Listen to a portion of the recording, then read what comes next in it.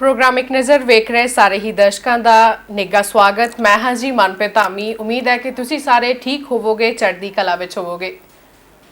तो मैं हरमिंदर सिंह बसरा हर बार की तरह लैके हाजिर हाँ प्रोग्राम एक नज़र जिदा कि तुहानूं दस्सिया कि जो साडे आस पास माहौल चल रहा है, जो ये महामारी का समा चल रहा है तो इंसानीयत का समा चल रहा है कि जो इंसान की सेवा लई अगे निकल के आया होया जी तो नाल दी नाल निगाह रखांगे कि साडे आस पास की हो रहा है, की माहौल है तो कि करोना की पेशेंट की पोजीशन है तो किन्ने पेशेंट जिहड़े ने वो ठीक हो गए ने तो जो कल अनाउंसमेंट्स कीतियां ने फाइनेंस मिनिस्ट्री ने ਉਹਦੇ बारे भी गल करांगे तो होर भी बहुत सारिया चर्चावां जिहड़ियां इस प्रोग्राम में जारी जाणगियां। पहला अज की रिपोर्ट जी तो अज की रिपोर्ट पेश करने तो पहला मैं दर्शकों तो थोड़ी जी माफ़ी मंग ਲਾਂ कि अज असी किसी टैक्नीकल कारण करके थोड़ा जिहा लेट आए हैं। सो उम्मीद है कि तुसीं साडा इंतजार कर रहे सी, है ना। तो सर जेकर असी पंजाब की गल करिए तो पंजाब दे विच जिहड़ा पीड़ितां दा आंकड़ा थोड़ा घटन लग पिया, मतलब शुरू हो गया, घटना शुरू हो गया। तो 1966 हुण तक जिहड़े पीड़ित हो पाए गए ने 33 मौतां होईयां ने। तो यह भी एक रोक लगी हुई है कि उस तो बाद 33 तो बाद 2 दिन तो कोई भी इदां दा कोई मैसेज साडे सामने नहीं आया हैगा। तो जिहड़े इन्हां दिनां दे विच नਵੇਂ मामले 15 ही जिहड़े सामने आए ने, ये साडे लई खुशी दी गल है। खुशी दी गल है जिथे 15 चलो ये सामने आए ने, लेकिन चंगी गल यह है कि बहुत सारे इन्हां तो बहुत गुना ज़्यादा जिहड़े ने मरीज आ अलग अलग जिलिਆਂ ਦੇ ਵਿੱਚੋਂ ठीक होके अपने घरां नूं पर चुके ने, जिहदे करके जिहड़े एक्टिव पेशेंट आ उन्हां दी गिनती दे विच जिहड़ी आ ओह कमी आई है जिन्ने, क्योंकि पहला ये सी कि बहुत काफ़ी देर तो जिहड़े पेशेंट नवें पेशेंट जिहड़े सी ओह ठीक होके घर नहीं सी आ रहे। हुण बहुत सारे श्रद्धालु ने जिन्हां विच कोई सिम्पटम्स नहीं सीगे ते हुण उन्हां दीयां रिपोर्ट्स भी नैगेटिव आईयां ने ते ओह ठीक होके अपने घरां नूं ਉਹ ਜਾ ਰਹੇ ਨੇ। ਤੇ ਇਦਾਂ ਹੀ ਫਗਵਾੜਾ ਦੇ 2 ਪੇਸ਼ੈਂਟ ਸੀ ਜਿਹੜੇ ਕਿ ਕੱਲ ਡਿਸਟ੍ਰਿਕਟ ਕਪੂਰਥਲਾ ਦੇ ਵਿੱਚ ਉੱਥੇ ਕਪੂਰਥਲਾ ਤੋਂ ਨੈਗੇਟਿਵ ਆਏ ਸੀ। ਉਸ ਤੋਂ ਬਾਅਦ ਉਹਨਾਂ ਦੇ ਸਾਰੇ ਚੈੱਕਅਪ ਕਰਕੇ ਉਹਨਾਂ ਨੂੰ ਘਰ ਜਿਹੜਾ ਉੱਥੋਂ ਪ੍ਰਸ਼ਾਸਨ ਵੱਲੋਂ ਭੇਜਿਆ ਗਿਆ। ਤੇ ਜਿੱਦਾਂ ਕਿ ਪਤਾ ਹੈ ਕਿ ਅਗਰ ਕਪੂਰਥਲੇ ਦੀ ਗੱਲ ਕਰਦੇ ਆ ਤੇ ਰਾਣਾ ਗੁਰਜੀਤ ਜੋ ਕਿ ਉੱਥੇ ਦੇ ਐਮਐਲਏ ਨੇ, ਉਹਨਾਂ ਨੇ ਬਹੁਤ अच्छे ढंग के नाल उत्थे जो करोना पेशेंट सी उन्हां दी किथे सेवा कीती आ, हर एक सुख सुविधा देने की कोशिश कीती आ ते जे चंगे काम कीते उन्हां दी तारीफ भी हो रही है। बिल्कुल। ते कल वो खुद जिहड़े आ वो पेशेंट्स दे नाल उन्हां नूं घर तक छड्डण आए, उन्हां नूं शुभकामनावां देण आए।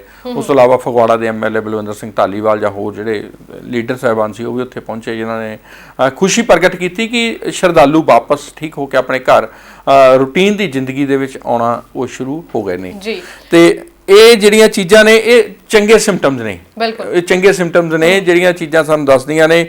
ਭਾਵੇਂ ਅੰਮ੍ਰਿਤਸਰ ਦੇ ਹੋਣ ਇਹਨੇ ਪੇਸ਼ੈਂਟ ਸ਼ਰਧਾਲੂ ਸੀ ਜਾਂ ਹੋਰ ਪੇਸ਼ੈਂਟ ਜਿਹੜੇ ਨੇ, ਅੱਜ ਹੁਣੇ ਖਬਰ ਆਈ ਆ ਕਿ ਨਵਾਂ ਸ਼ਹਿਰ ਤੋਂ ਅੱਜ ਜਿਹੜੇ ਆ ਉਹ ਮੋਹਾਲੀ ਤੋਂ 3 ਜਿਹੜੇ ਨੇ ਪੇਸ਼ੈਂਟ ਸੀ ਕਰੋਨਾ ਦੇ ਉਹ ਨੈਗੇਟਿਵ ਆਏ ਨੇ ਤੇ ਉਹਨਾਂ ਨੂੰ ਵੀ ਇੱਥੋਂ ਘਰ ਭੇਜ ਦਿੱਤਾ ਗਿਆ।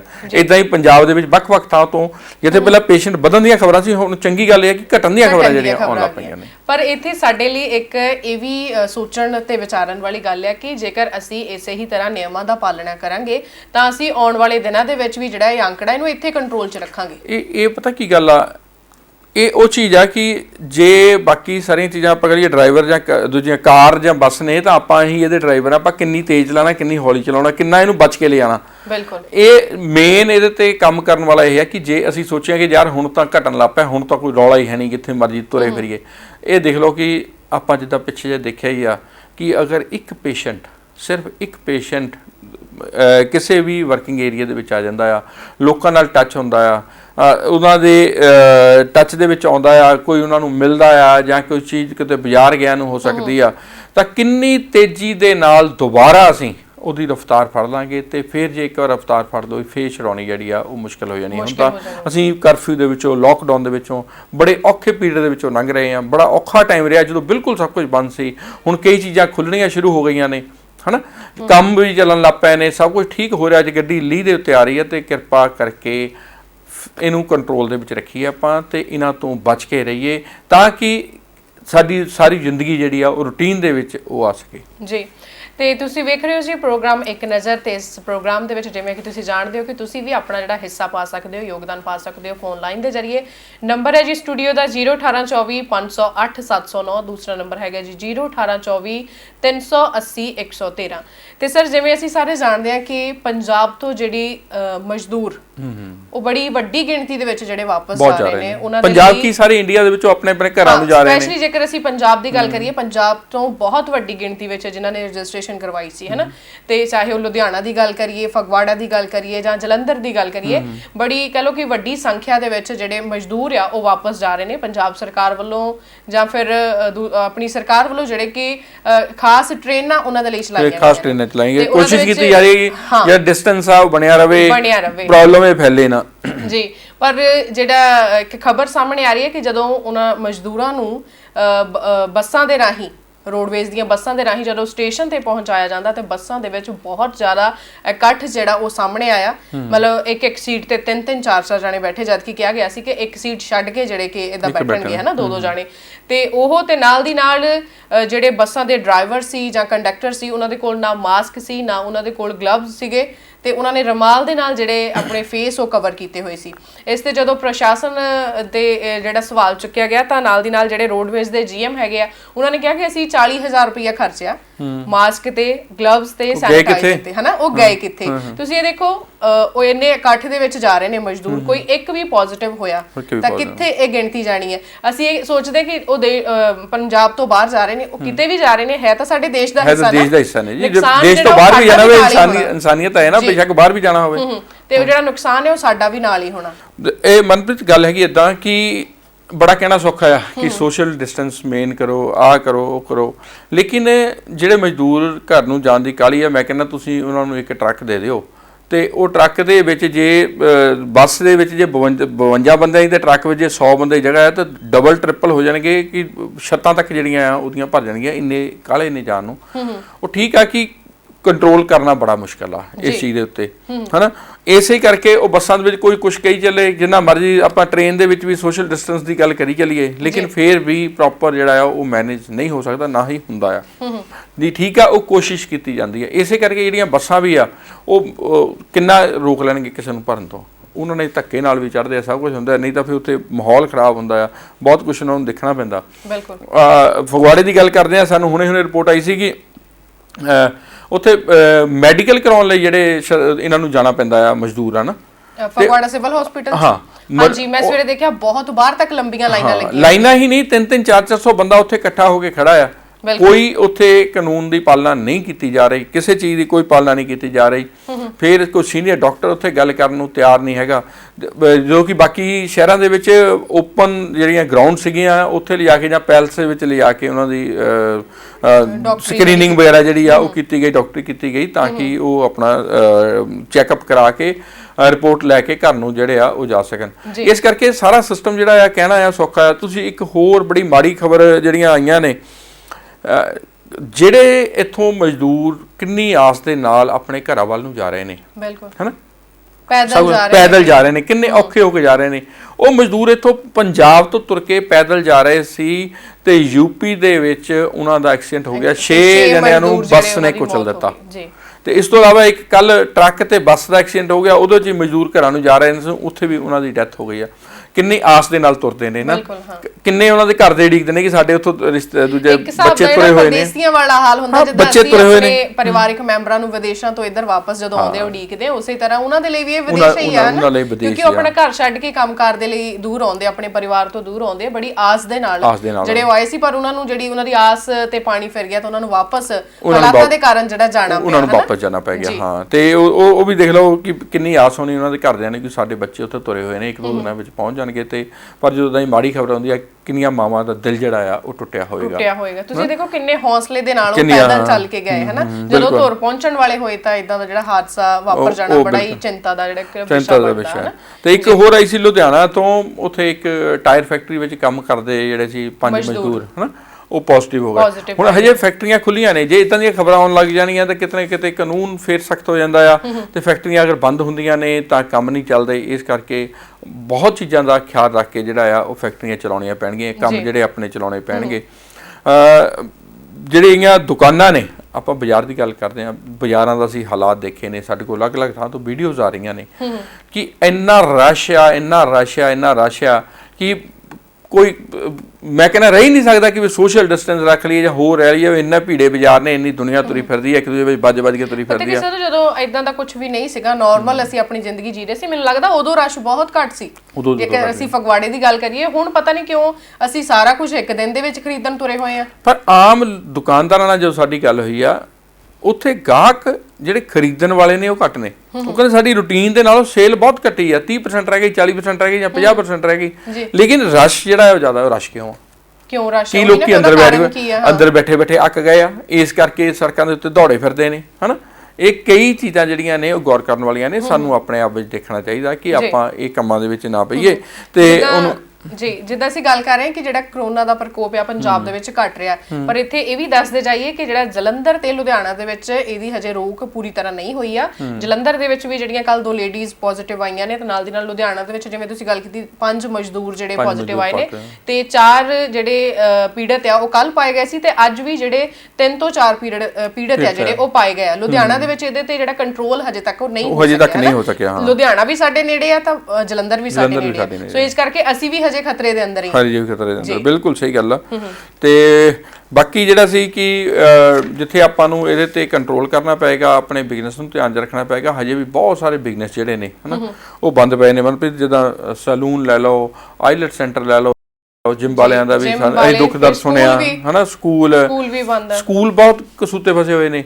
ਇੱਕ ਪਾਸੇ ਗਵਰਨਮੈਂਟ ਨੇ ਕਹਿਤਾ ਕਿ ਸਾਰਿਆਂ ਨੂੰ ਸੈਲਰੀਜ਼ ਜਾਂ ਹੋ ਰਹੀਆਂ 100% ਦੇਣੀਆਂ ਤੇ ਫੀਸ ਲੈਣੀ ਨਹੀਂ, ਹਨਾ। ਉਤੋਂ ਆਨਲਾਈਨ ਪੜ੍ਹਾਈ ਵੀ ਕਰਾ ਰਹੇ ਨੇ, ਤੇ ਠੀਕ ਆ, ਮੈਂ ਕਹਿੰਦਾ ਜੇ ਬੰਦ ਰਹੇ ਆ ਫੀਸ ਨਹੀਂ ਲੈਣੀ ਬੰਦੀ, ਪਰ ਜੇ ਉਹ ਗਾਂ ਜਾ ਕੇ ਸਟੂਡੈਂਟ ਆਪਣੇ ਟੀਚਰ ਨੂੰ ਸੈਲਰੀ ਨਹੀਂ ਦਿੰਦੇ ਤਾਂ ਉਹਨਾਂ ਦਾ ਘਰ ਰੁਕ ਜਾਂਦਾ। ਇਸ ਕਰਕੇ ਬੜੀ ਕਸੂਤੀ ਪੋਜੀਸ਼ਨ ਦੇ ਵਿੱਚ ਜਿਹੜੇ ਸਾਰੇ ਬਿਜ਼ਨਸ ਆਏ ਹੋਏ ਨੇ। ਤੁਸੀਂ ਦੇਖੋ ਵੱਡੀ ਮਾਤਰਾ ਦੇ ਵਿੱਚ ਜਿਹੜੇ ਉੱਥੇ ਪੀਐਨਸ ਕੰਮ ਕਰਦੇ ਆ ਸਕੂਲਾਂ ਦੇ ਵਿੱਚ, ਉਹਨਾਂ ਦੇ ਤੇ ਵੀ ਖਤਰਾ ਹੀ ਮੰਡਰਾ ਰਿਹਾ। ਜਿੰਨਾ ਕੋਈ ਵੀ ਵਰਕਰ ਕੰਮ ਕਰ ਰਿਹਾ ਉੱਥੇ, ਕਿਸੇ ਵੀ ਬਿਜ਼ਨਸ ਦੇ ਵਿੱਚ ਕਰ ਰਿਹਾ, ਭਾਵੇਂ ਵਾਇਲਟ ਸੈਂਟਰ ਹੋਵੇ ਜਾਂ ਇਹ ਸਾਰੇ ਬੰਦ ਪਏ ਨੇ, ਤੇ ਸਾਰਿਆਂ ਦਾ ਜਿਹੜਾ ਨੁਕਸਾਨ ਆ ਸਾਡੀ ਅਰਥ ਵਿਵਸਥਾ ਦੇ ਉੱਤੇ ਉਹ ਹੋ ਰਿਹਾ ਆ। ਜੀ ਸਰ, ਉੱਥੇ ਜਿੱਦਾਂ ਅਸੀਂ ਗੱਲ ਕਰ ਰਹੇ ਹਾਂ ਪੰਜਾਬ ਦੀ, ਤੇ ਪੰਜਾਬ ਤੋਂ ਬਾਹਰ ਜੇਕਰ ਅਸੀਂ ਦਿੱਲੀ, ਮਹਾਰਾਸ਼ਟਰ ਦੀ ਗੱਲ ਕਰੀਏ, ਉੱਥੇ ਅਸੀਂ ਜੇਕਰ ਅਹਿਮਦਾਬਾਦ ਦੀ ਗੱਲ ਕਰੀਏ, ਉੱਥੇ ਕਰੋਨਾ ਦਾ ਜਿਹੜਾ ਪ੍ਰਕੋਪ ਆ ਉਹ ਦਿਨੋਂ ਦਿਨ ਵੱਧਦਾ ਜਾ ਰਿਹਾ। ਉਧਰ ਕੋਈ ਵੀ ਹਜੇ ਜਿਹੜਾ ਕੰਟਰੋਲ ਨਹੀਂ ਹੋਇਆ, ਨਾ ਦਿੱਲੀ ਨਾ ਮਹਾਰਾਸ਼ਟਰ ਦੇ ਵਿੱਚ ਕੁਝ ਵੀ ਇਦਾਂ ਦਾ ਸੁਣਨ ਨੂੰ ਨਹੀਂ ਆਇਆ ਕਿ ਜਿੱਥੇ ਅਸੀਂ ਇਹ ਕਹਿ ਸਕੀਏ ਕਿ ਅੱਜ ਉੱਥੇ ਥੋੜਾ ਅੰਕੜਾ ਜਿਹੜਾ ਘਟ ਗਿਆ ਹੈ ਨਾ। ਦਿੱਲੀ, ਮਹਾਰਾਸ਼ਟਰ, ਗੁਜਰਾਤ, ਇੱਥੇ ਮੈਂ ਕਹਿੰਦਾ ਪੜ੍ਹੇ ਲਿਖੇ ਲੋਕ ਜ਼ਿਆਦਾ ਨੇ, ਹਨਾ। ਉਹਦੇ ਬਾਵਜੂਦ ਜਿਹੜਾ ਕਮੀਆਂ ਜਿਹੜੀਆਂ ਨੇ ਉਹ ਆਪਣੇ ਵਿੱਚ ਰਹੇ ਨੇ। ਅਸੀਂ ਲੋਕਾਂ ਨੂੰ ਉੱਥੇ ਮਿਲ ਰਹੇ ਆ ਜਾਂ ਜਾ ਰਹੇ ਆ, ਜਾਂ ਇਹ ਕਹਿ ਲਓ ਕਿ ਬੇਸ਼ੱਕ ਬਾਹਰੋਂ ਏਰੀਆ ਬੰਦ ਨੇ, ਅੰਦਰ ਗਲੀਆਂ ਵਿੱਚ ਕ੍ਰਿਕਟ ਵੀ ਖੇਡੀ ਜਾ ਰਹੀ ਆ, ਹੋਰ ਵੀ ਖੇਡਾ ਜਾ ਰਿਹਾ ਆ, ਤੇ ਦੌੜ ਭੱਜ ਵੀ ਹੋ ਰਹੀ ਆ, ਸਾਰੇ ਲੇਡੀਜ਼ ਵੀ ਇਕੱਠੀਆਂ ਹੋ ਕੇ ਬਹਿੰਦੀਆਂ ਨੇ। ਉਹਦੇ ਕਰਕੇ ਜਿਹੜੀ ਆ ਸਪਰੈਡ। ਕੱਲ 6 ਲੇਡੀਜ਼ ਜਲੰਧਰ ਦੇ ਵਿੱਚ ਇਕੱਠੀਆਂ ਹੋ ਕੇ ਬੈਠੀਆਂ, ਉਹ ਗੇਮ ਖੇਡ ਰਹੀਆਂ ਸੀ, ਕੋਈ ਉਹ ਫੜੀਆਂ। ਅੱਛਾ, ਮਤਲਬ ਹੁਣ ਗਰੁੱਪ ਦੇ ਵਿੱਚ ਜਦ ਅਸੀਂ ਬੈਠਦੇ ਸੀ ਨਾ ਘਰਾਂ ਦੇ ਬਾਹਰ ਵੀ, ਜਾਂ ਕਿਦਾਂ ਉਹਨਾਂ ਦਾ ਵੀ ਚਲਾਨ ਜਿਹੜਾ ਹਜੇ ਇੱਕ ਚੀਜ਼ ਨਹੀਂ ਦੇਖਣ ਵਿੱਚ ਆਈ ਕਿ ਅਲੱਗ-ਅਲੱਗ ਥਾਂ ਤੇ ਪੰਜਾਬ ਪੁਲਿਸ ਨੇ ਬੜੀਆਂ ਵੱਡੀਆਂ ਖਬਰਾਂ ਲਵਾਈਆਂ ਕਿ ਸਾਰੇ ਏਰੀਏ ਦੀ ਜਿਹੜੀ ਆ ਡਰੋਨ ਦੇ ਰਾਹੀਂ ਹਨਾ ਉਹ ਨਿਗਰਾਨੀ ਕੀਤੀ ਜਾਊਗੀ। ਤੇ ਮੈਂ ਤਾਂ ਖਬਰਾਂ ਤੋਂ ਬਾਅਦ ਤਾਂ ਮੈਂ ਡਰੋਨ ਕਿਤੇ ਨਹੀਂ ਉੱਡਦਾ ਦੇਖਿਆ। ਜੇ ਤੁਸੀਂ ਕਿਤੇ ਦੇਖਿਆ ਹੋਵੇ ਤਾਂ ਸਾਨੂੰ ਫੋਨ ਕਰਕੇ ਸਾਡੇ ਪ੍ਰੋਗਰਾਮ ਵਿੱਚ ਜ਼ਰੂਰ ਦੱਸਿਓ ਕਿ ਤੁਸੀਂ ਦੇਖਿਆ ਕਿ ਪੁਲਿਸ ਵਾਲੇ ਜਿਹੜੇ ਆ ਡਰੋਨ ਦੇ ਰਾਹੀਂ ਆਪਣੇ ਏਰੀਏ ਦੀ ਨਿਗਰਾਨੀ ਕਰ ਰਹੇ ਆ। ਜੇ ਕਿਸੇ ਨੇ ਡਰੋਨ ਆਪਣੇ ਕੋਠੇ ਤੇ ਪੁਲਿਸ ਵਾਲਿਆਂ ਦਾ ਉੱਡਦਾ ਦੇਖਿਆ ਹੋਵੇ ਸਾਨੂੰ ਜ਼ਰੂਰ ਦੱਸੋ। ਅਸੀਂ ਦੇਖਿਆ ਮੇਰੇ ਵਰਗੇ ਤਿਆਰ ਹੋ ਕੇ ਬੈਠੇ ਹੋਣੇ, ਫਿਰ ਮੇਰੀ ਵੀਡੀਓ ਆਉਣੀ ਹੈ ਪੁਲਿਸ ਵਾਲਿਆਂ ਦੀ, ਤੇ ਉਹਨਾਂ ਨੇ ਡਰੋਨ ਚਲਾਇਆ ਹੀ ਨਹੀਂ। ਜਦੋਂ ਵਿਆਹਾਂ ਦੇ ਵਿੱਚ ਨਹੀਂ ਮੂਵੀ ਬਣਦੀ ਹੁੰਦੀ ਆ, ਅਸੀਂ ਜਦੋਂ ਦੇਖਦੇ ਡਰੋਨ ਅਸੀਂ ਇੱਕਦਮ ਸਹੀ ਹੋ ਕੇ ਬਹਿ ਜਾਂਦੇ ਕਿ ਸਾਡੀ ਵੀਡੀਓ ਬਣ ਰਹੀ ਹੈ ਨਾ। ਹਾਂਜੀ ਮਨਪ੍ਰੀਤ, ਇੱਕ ਇੱਥੇ ਹੋਰ ਆਈ ਸੀ ਕਿ ਜਿੱਦਾਂ ਲਾਕਡਾਊਨ ਦਾ ਪੀਰੀਅਡ ਆ, ਹਰ ਚੀਜ਼ ਭਾਵੇਂ ਤੁਸੀਂ ਹੁਣ ਸ਼ਾਪਿੰਗ ਕਰਨੀ ਆ ਉਹ ਵੀ ਤੁਸੀਂ ਆਨਲਾਈਨ ਕਰਨੀ ਆ, ਜੇ ਤੁਸੀਂ ਘਰ ਫੂਡ ਮੰਗਵਾਉਣਾ ਆ ਉਹ ਵੀ ਆਨਲਾਈਨ ਮੰਗਵਾਉਣਾ ਆ, ਹਨਾ। ਹਰ ਚੀਜ਼ ਜਿਹੜੀ ਆ ਉਹ ਆਨਲਾਈਨ ਚੱਲ ਰਹੀ ਆ। ਆਉਣ ਵਾਲੇ ਦਿਨਾਂ ਵਿੱਚ ਕਹਿੰਦੇ ਕਿ ਅਗਰ ਸਿਨੇਮਾ ਖੁੱਲਣਗੇ ਤਾਂ ਉਹ ਵੀ ਆਨਲਾਈਨ ਟਿਕਟਾਂ ਹੋਣਗੀਆਂ, ਤੇ ਹੁਣ ਅੰਦੋਲਨ ਜਿਹੜੇ ਨੇ ਉਹ ਵੀ ਆਨਲਾਈਨ ਹੋਣੇ ਸ਼ੁਰੂ ਹੋ ਗਏ ਨੇ। ਪਰ ਨਹੀਂ ਸਰ, ਉਹਨਾਂ ਦਾ ਅੰਦੋਲਨ ਸਹੀ ਹੈ ਜਿਨ੍ਹਾਂ ਦੀ ਆਪਾਂ ਗੱਲ ਕਰਨ ਜਾ ਰਹੇ ਹਾਂ, ਆਂਗਨਵਾੜੀ ਵਰਕਰ ਦੀ। ਹਾਂਜੀ, ਤੁਸੀਂ ਦੇਖੋ ਡਾਕਟਰਾਂ ਦੇ ਲਈ, ਨਰਸਾਂ ਦੇ ਲਈ, ਮਤਲਬ ਅਸੀਂ ਸਰਕਾਰ ਨੇ ਜਿਹੜਾ ਕਿ 50 ਲੱਖ ਦਾ ਬੀਮਾ ਉਹਦੀ ਯੋਜਨਾ ਬਣਾਈ ਆ, ਤੇ ਜਿਹੜੇ ਆਂਗਨਵਾੜੀ ਵਰਕਰ ਆ ਉਹ ਵੀ ਤਾਂ ਕਰ ਜਾ ਰਹੇ ਨੇ, ਸਫਾਈ ਕਰਮਚਾਰੀ ਆ, ਇਹ ਵੀ ਤਾਂ ਕਹਿ ਲੋ ਕਿ ਫਰੰਟ ਲਾਈਨ ਤੇ ਕੰਮ ਕਰ ਰਹੇ ਆ। ਬਿਲਕੁਲ ਜੀ, ਬਿਲਕੁਲ। ਤੇ ਉਹਨਾਂ ਨੇ ਇਹ ਕਿਹਾ ਕਿ ਅਸੀਂ 5 ਜੂਨ ਨੂੰ ਜਿਹੜਾ ਆਨਲਾਈਨ ਮਤਲਬ ਇੱਕ ਹਿਸਾਬ ਦਾ ਉਹਨਾਂ ਨੇ ਆਪਣਾ ਰੋਸ ਪ੍ਰਦਰਸ਼ਨ ਜਿਹੜਾ ਕਰਨਾ ਆ, ਹਨਾ। ਤੇ ਉਹਦੇ ਵਿੱਚ ਉਹਨਾਂ ਨੇ ਇਹੀ ਮੰਗ ਰੱਖੀ ਹੈ ਕਿ ਜਿਵੇਂ ਡਾਕਟਰਾਂ ਨੂੰ, ਨਰਸਾਂ ਨੂੰ ਤੁਸੀਂ ਪਹਿਲ ਦਿੱਤੀ ਹੈ ਕਿ ਅਸੀਂ ਤੁਹਾਡਾ 50 ਲੱਖ ਦਾ ਜਿਹੜਾ ਬੀਮਾ ਕਰਾਂਗੇ ਇਸ ਮਹਾਮਾਰੀ ਦੇ ਦੌਰਾਨ, ਤੇ ਸਾਨੂੰ ਵੀ ਉਹਦੀ ਜਿਹੜੀ ਸੁਵਿਧਾ ਆ ਉਹ ਦਿੱਤੀ ਜਾਵੇ, ਉਹ ਦਿੱਤੀ ਜਾਣੀ ਚਾਹੀਦੀ ਹੈ। ਪਰ ਬਣਦੀ ਹੈ ਸਰ, ਕਿਉਂਕਿ ਉਹ ਵੀ ਗਰਾਊਂਡ ਫਲੋਰ ਤੇ ਕੰਮ ਕਰ ਰਹੇ ਆ, ਖਤਰੇ ਦੇ ਵਿੱਚ ਤਾਂ ਉਹ ਵੀ ਕੰਮ ਕਰ ਰਹੇ ਆ ਇਸ ਸਮੇਂ। ਤੇ ਮਨਪ੍ਰੀਤ ਨਾਲ ਮੈਂ ਆਪਣੇ ਦਰਸ਼ਕਾਂ ਨੂੰ ਰਿਕੁਐਸਟ ਕਰ ਲਈ ਕਿ ਤੁਸੀਂ ਅਗਰ ਸਾਡੇ ਨਾਲ ਕੋਈ ਕਿਸੇ ਵੀ ਟੌਪਿਕ ਉੱਤੇ ਗੱਲ ਕਰਨਾ ਚਾਹੁੰਦੇ ਹੋ ਇਸ ਮਹਾਮਾਰੀ ਨੂੰ ਲੈ ਕੇ, ਜਾਂ ਜੋ ਆ ਤੁਹਾਡੇ ਆਸ-ਪਾਸ ਵਾਪਰ ਰਿਹਾ, ਤਾਂ ਤੁਸੀਂ ਸਾਡੇ ਫੋਨ ਨੰਬਰਾਂ ਦੇ ਉੱਤੇ 01824508709 380 113 ਦੇ ਉੱਤੇ ਕਾਲ ਕਰਕੇ ਸਾਡੇ ਨਾਲ ਗੱਲ ਕਰ ਸਕਦੇ ਹੋ। ਇੱਕ ਮੈਂ ਬੜੀ ਦਿਲਚਸਪ ਗੱਲ ਅੱਜ ਤੁਹਾਨੂੰ ਮੈਂ ਦੱਸਦਾ। ਅੱਜ ਮੈਨੂੰ ਇੱਕ ਪਰਸਨ ਮਿਲੇ ਜੀ, ਉਹ ਕਹਿੰਦੇ ਜੀ ਕਿ ਮੈਂ ਕਈ ਦਿਨ ਹੋ ਗਏ ਤੁਹਾਨੂੰ ਫੋਨ ਕਰਨਾ ਚਾਹੁੰਦਾ ਸੀ, ਮੈਂ ਫੋਨ ਕਰ ਨਹੀਂ ਸਕਿਆ, ਮੈਂ ਪ੍ਰੋਗਰਾਮ ਤੁਹਾਡਾ ਰੋਜ਼ ਦੇਖਦਾ। ਹਾਂ ਜ਼ਰੂਰ ਦੇਖਦੇ, ਹਾਂ ਜ਼ਰੂਰ ਦੇਖਦਾ। ਤੇ ਮੈਂ ਨਾਮ ਉਹਨਾਂ ਦਾ ਸ਼ਾਇਦ ਮਹਿੰਦਰ ਸਿੰਘ ਸੀ, ਮੈਂ ਨੋਟ ਨਹੀਂ ਕਰ ਸਕਿਆ, ਮਹਿੰਦਰ ਨਾਮ ਸੀ ਉਹਨਾਂ ਦਾ। ਤੇ ਮੈਨੂੰ ਬਾਈ ਚਾਂਸ ਮਿਲ ਗਿਆ ਤੇ ਉਹਨਾਂ ਨੇ ਮੈਨੂੰ ਸਪੈਸ਼ਲ ਰੋਕ ਕੇ ਕਿਹਾ ਕਿ ਤੁਸੀਂ ਬਹੁਤ ਅੱਛਾ ਪ੍ਰੋਗਰਾਮ ਕਰਦੇ ਹੋ, ਅਸੀਂ ਦੇਖਦੇ ਹਾਂ, ਗੱਲ ਕਰਦੇ ਹਾਂ। ਕਹਿੰਦੇ ਜੀ ਕਿ ਮੇਰਾ ਇੱਕ ਮੈਸੇਜ ਜਿਹੜਾ ਆ ਤੁਸੀਂ ਆਪਣੇ ਪ੍ਰੋਗਰਾਮ ਦੇ ਵਿੱਚ ਜ਼ਰੂਰ ਦੇ ਦਿਓ, ਕੋਸ਼ਿਸ਼ ਕਰਾਂਗਾ ਕਿ ਮੈਂ ਕਾਲ ਕਰਾਂ, ਨਹੀਂ ਕਰ ਸਕਿਆ ਤਾਂ ਮੇਰਾ ਦੇ ਦਿਓ। ਉਹਨਾਂ ਦਾ ਮਨਪ੍ਰੀਤ ਮੈਸੇਜ ਇਹ ਸੀਗਾ ਕਿ ਆਪਾਂ ਵਿਆਹ ਦੇ ਉੱਤੇ ਲੱਖਾਂ ਰੁਪਈਆ ਜਿਹੜਾ ਆ ਉਹ ਲਾਉਂਦੇ ਆ, ਲੋਕੀ ਹਜ਼ਾਰਾਂ ਬੰਦੇ ਆਉਂਦੇ ਨੇ ਰੋਟੀ ਖਾ ਕੇ ਚਲ ਜਾਂਦੇ ਨੇ, ਕੋਈ ਜਾ ਕੇ ਕਹਿੰਦਾ ਵੀ ਫੂਡ ਬਹੁਤ ਵਧੀਆ ਸੀ, ਕੋਈ ਕਹਿੰਦਾ ਇਹਦੇ ਵਿੱਚ ਸਬਜ਼ੀ 'ਚ ਲੂਣ ਘੱਟ ਸੀ ਤੇ ਅੱਜ ਆਹ ਚੀਜ਼, ਜੇ ਇਹਨਾਂ ਨੇ ਆਹ ਚੀਜ਼ ਰੱਖੀ ਹੁੰਦੀ ਤਾਂ ਜ਼ਿਆਦਾ ਵਧੀਆ ਹੁੰਦਾ, ਜਿਹੜਾ ਟਿੱਕੀਆਂ ਸੀ ਉਹਦੇ ਵਿੱਚ ਤੇਲ ਜ਼ਿਆਦਾ ਸੀ। ਤੇ ਕੋਈ ਖੁਸ਼ ਹੋ ਕੇ ਜਾਂਦਾ, ਕੋਈ ਨਾਰਾਜ਼ ਹੋ ਕੇ ਜਾਂਦਾ, ਕੋਈ ਤਾਰੀਫ ਕਰਦਾ ਫੂਡ ਦੀ, ਕੋਈ ਨਹੀਂ ਕਰਦਾ, ਲੇਕਿਨ ਸਾਰੇ ਰੋਟੀ ਪਾਣੀ ਖਾ ਕੇ ਆਪਣੇ ਆਪਣੇ ਘਰ ਚਲ ਜਾਂਦੇ ਆ। ਲੇਕਿਨ ਜੋ ਕਹਿੰਦੇ ਹੁਣ ਕੁਦਰਤ ਨੇ ਇਹ ਕੀਤਾ ਆ ਜੀ, ਹਨਾ, ਸਾਨੂੰ ਇੱਕ ਨਵੇਂ ਰਾਹ ਦੇ ਉੱਤੇ ਪਾਇਆ ਆ। ਵਿਆਹ ਹੋ ਰਹੇ ਨੇ, ਸਿੰਪਲ ਹੋ ਰਹੇ ਨੇ, 5 ਬੰਦੇ ਜਾ ਕੇ ਹੋ ਰਹੇ ਨੇ, ਕਿੰਨਾ ਖਰਚਾ ਬਚ ਰਿਹਾ। ਤੇ ਉਹਨਾਂ ਦਾ ਕਹਿਣਾ ਸੀ ਕਿ ਜੇ ਤੁਸੀਂ ਹਜ਼ਾਰ ਬੰਦਾ ਗਾਹਾਂ ਵੀ ਜਾ ਕੇ, ਚਲੋ ਹੁਣ ਸਭ ਕੁਝ ਨਾਰਮਲ ਹੋ ਜਾਏਗਾ, ਜੇ ਤੁਸੀਂ ਬੰਦਾ ਬੁਲਾਉਣੇ ਵੀ ਆ ਵਿਆਹ ਦੇ ਉੱਤੇ ਤਾਂ ਤੁਸੀਂ ਬੰਦੇ ਘੱਟ ਬੁਲਾ ਲਓ, ਜਿਹੜੇ ਉੱਥੇ ਪੈਸੇ ਖਰਚਣੇ ਸੀ। ਅੱਜ ਇਨਸਾਨੀਅਤ ਨੂੰ ਬਚਾਉਣ ਦਾ ਟਾਈਮ ਆ, ਰੋਟੀ ਖਵਾ ਰਹੇ ਉੱਥੇ ਤੁਸੀਂ ਭੁੱਖਿਆਂ ਨੂੰ ਰੋਟੀ ਅੱਜ ਲੋਕਾਂ ਨੂੰ ਰੋਟੀ ਖਿਲਾਓ, ਅੱਜ ਲੋਕਾਂ ਤਾਈਂ ਉਹਨਾਂ ਦੀ ਜਿਹੜੀ ਏਡ ਆ ਪਹੁੰਚਾਓ, ਤਾਂ ਕਿ ਜਿਹੜਾ ਹੁਣ ਇਨਸਾਨੀਅਤ ਦੀ ਜਿਹੜੀ ਤੁਸੀਂ ਸੇਵਾ ਕਰੋਗੇ ਉਹ ਤੁਹਾਡੇ ਬੱਚਿਆਂ ਨੂੰ ਉਹ ਸਹੀ ਆਸ਼ੀਰਵਾਦ ਹੋਏਗਾ। ਬਹੁਤ ਵਧੀਆ ਮੈਸੇਜ ਉਹਨਾਂ ਨੇ ਮੈਨੂੰ ਮਿਲ ਕੇ ਇਹ ਦਿੱਤਾ।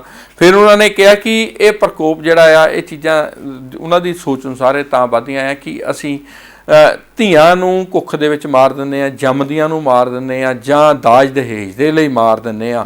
ਉਹਨਾਂ ਨੇ ਕਿਹਾ ਕਿ ਮੇਰੇ 3 ਬੇਟੀਆਂ ਆ ਤੇ ਮੈਨੂੰ ਕਿਸੇ ਤਰ੍ਹਾਂ ਦੀ ਗੱਲ ਨਹੀਂ, ਮੈਂ ਬਿਲਕੁਲ ਖੁਸ਼ ਹਾਂ। ਤੇ ਮੈਂ ਜਿਹੜਾ ਜੇ ਮੇਰੇ ਬੱਚੀਆਂ, ਮੈਂ ਕਦੀ ਨਹੀਂ ਸੋਚਿਆ ਮੇਰੇ ਧੀ ਆ ਪੁੱਤ ਆ, ਇਹ ਚੀਜ਼ ਨੂੰ ਮੈਂ ਕਦੀ ਨਹੀਂ ਸੋਚ ਕੇ ਚੱਲਦਾ। ਉਹੀ ਮੇਰੇ ਧੀਆਂ ਦੁੱਖ ਵੰਡਾਉਂਦੀਆਂ ਨੇ ਤੇ ਇਹੀ ਮੇਰੇ ਪੁੱਤ ਨੇ, ਇਹੀ ਮੇਰੀਆਂ ਜਿਹੜੀਆਂ ਨੇ ਧੀਆਂ ਨੇ, ਇਸ ਕਰਕੇ ਮੈਂ ਕਦੀ ਨਹੀਂ ਸੋਚਦਾ। ਤੇ ਬਾਕੀ ਦੁਨੀਆ ਬਹੁਤ ਅੱਛਾ ਜਿਹੜਾ ਆ, ਮਿਲ ਕੇ ਉਹਨਾਂ ਨੂੰ ਮੈਨੂੰ ਥੋੜੀ ਦੇਰ ਗੱਲਾਂ ਕੀਤੀਆਂ ਤੇ ਜਿਹੜਾ ਆ ਉਹ ਮੈਸੇਜ ਦਿੱਤਾ, ਜਿਹੜਾ ਆਪਣੇ ਆਪ ਵਿੱਚ ਇੱਕ ਬਹੁਤ ਅੱਛਾ ਮੈਸੇਜ ਸੀ। ਉਹ ਕਹਿੰਦੇ ਸੀ ਕਿ ਮੈਂ ਕਾਲ ਕਰੂੰਗਾ ਤੇ ਹੋ ਸਕਦਾ ਨਹੀਂ ਕਰ ਪਾ ਰਹੇ, ਤੇ ਪਰ ਅਸੀਂ ਜਿਹੜਾ ਆ ਲੋਕਾਂ ਨੂੰ ਉਹਨਾਂ ਦਾ ਮੈਸੇਜ ਉਹ ਜ਼ਰੂਰ ਪਹੁੰਚਾ ਦਿੱਤਾ ਜੀ। ਸਰ, ਜਿੱਦਾਂ ਆਪਾਂ ਪਹਿਲਾਂ ਅਹਿਮਦਾਬਾਦ ਦੀ ਗੱਲ ਛੇੜੀ ਸੀ ਨਾ, ਉਹ ਮੈਂ ਤਾਂ ਗੱਲ ਛੇੜੀ ਸੀ ਕਿ ਉਹ ਇੱਕ ਸਾਡੇ ਲਈ ਮੈਸੇਜ ਆ। ਜਿੱਦਾਂ ਹੁਣ ਘਰਾਂ ਦੇ ਬਾਹਰ ਗਲੀਆਂ ਦੇ ਵਿੱਚ ਜਦੋਂ ਅਸੀਂ ਦੇਖ ਰਹੇ ਸੀ ਕਿ ਸ਼ਾਮ ਨੂੰ ਬੱਚੇ ਗਰੁੱਪ ਬਣਾ ਕੇ ਖੇਡ ਰਹੇ ਸੀ, ਜ਼ਿਆਦਾਤਰ ਮੁਹੱਲਿਆਂ ਦੇ ਵਿੱਚ, ਪਿੰਡਾਂ ਦੇ ਵਿੱਚ ਦੇਖਣ ਨੂੰ ਆਇਆ ਕਿ ਸਾਡੇ ਇੱਥੇ ਕੋਈ ਇਦਾਂ ਦਾ ਕੇਸ ਨਹੀਂ ਹੈਗਾ। ਚਲੋ ਬੇਸ਼ੱਕ ਲੋਕਡਾਊਨ ਆ, ਸਾਨੂੰ ਘਰਾਂ ਦੇ ਵਿੱਚ ਰਹਿਣ ਦਾ ਜਿਹੜਾ ਮੈਸੇਜ ਦਿੱਤਾ ਗਿਆ, ਪਰ ਫਿਰ ਵੀ ਸ਼ਾਮ ਨੂੰ ਥੋੜੇ ਸਮੇਂ ਦੇ ਲਈ ਜਿਹੜੇ ਬੱਚੇ ਉਹ ਇਕੱਠੇ ਹੁੰਦੇ ਸੀ। ਤੇ ਅਹਿਮਦਾਬਾਦ ਦੇ ਵਿੱਚ ਅਜਿਹੀ ਇੱਕ ਖਬਰ ਆਈ ਹੈ ਕਿ ਇੱਕ ਗਲੀ ਦੇ 10 ਬੱਚੇ ਜਿਹੜੇ ਇਕੱਠੇ ਉਹ ਕਰੋਨਾ ਪੋਜ਼ਿਟਿਵ ਪਾਏ ਗਏ ਨੇ। ਓ ਮਾਈ ਗॉड, ਦੇਖੋ ਉਹੀ ਗੱਲ ਆ ਗਈ ਨਾ ਜਿਹੜੀ ਆਪਾਂ ਗੱਲ ਕਰਦੇ ਆਂ ਵੀ ਗਲੀਆਂ ਵਿੱਚ ਨਿਆਣੇ ਇਕੱਠੇ ਹੋ ਕੇ ਖੇਡਦੇ ਨੇ।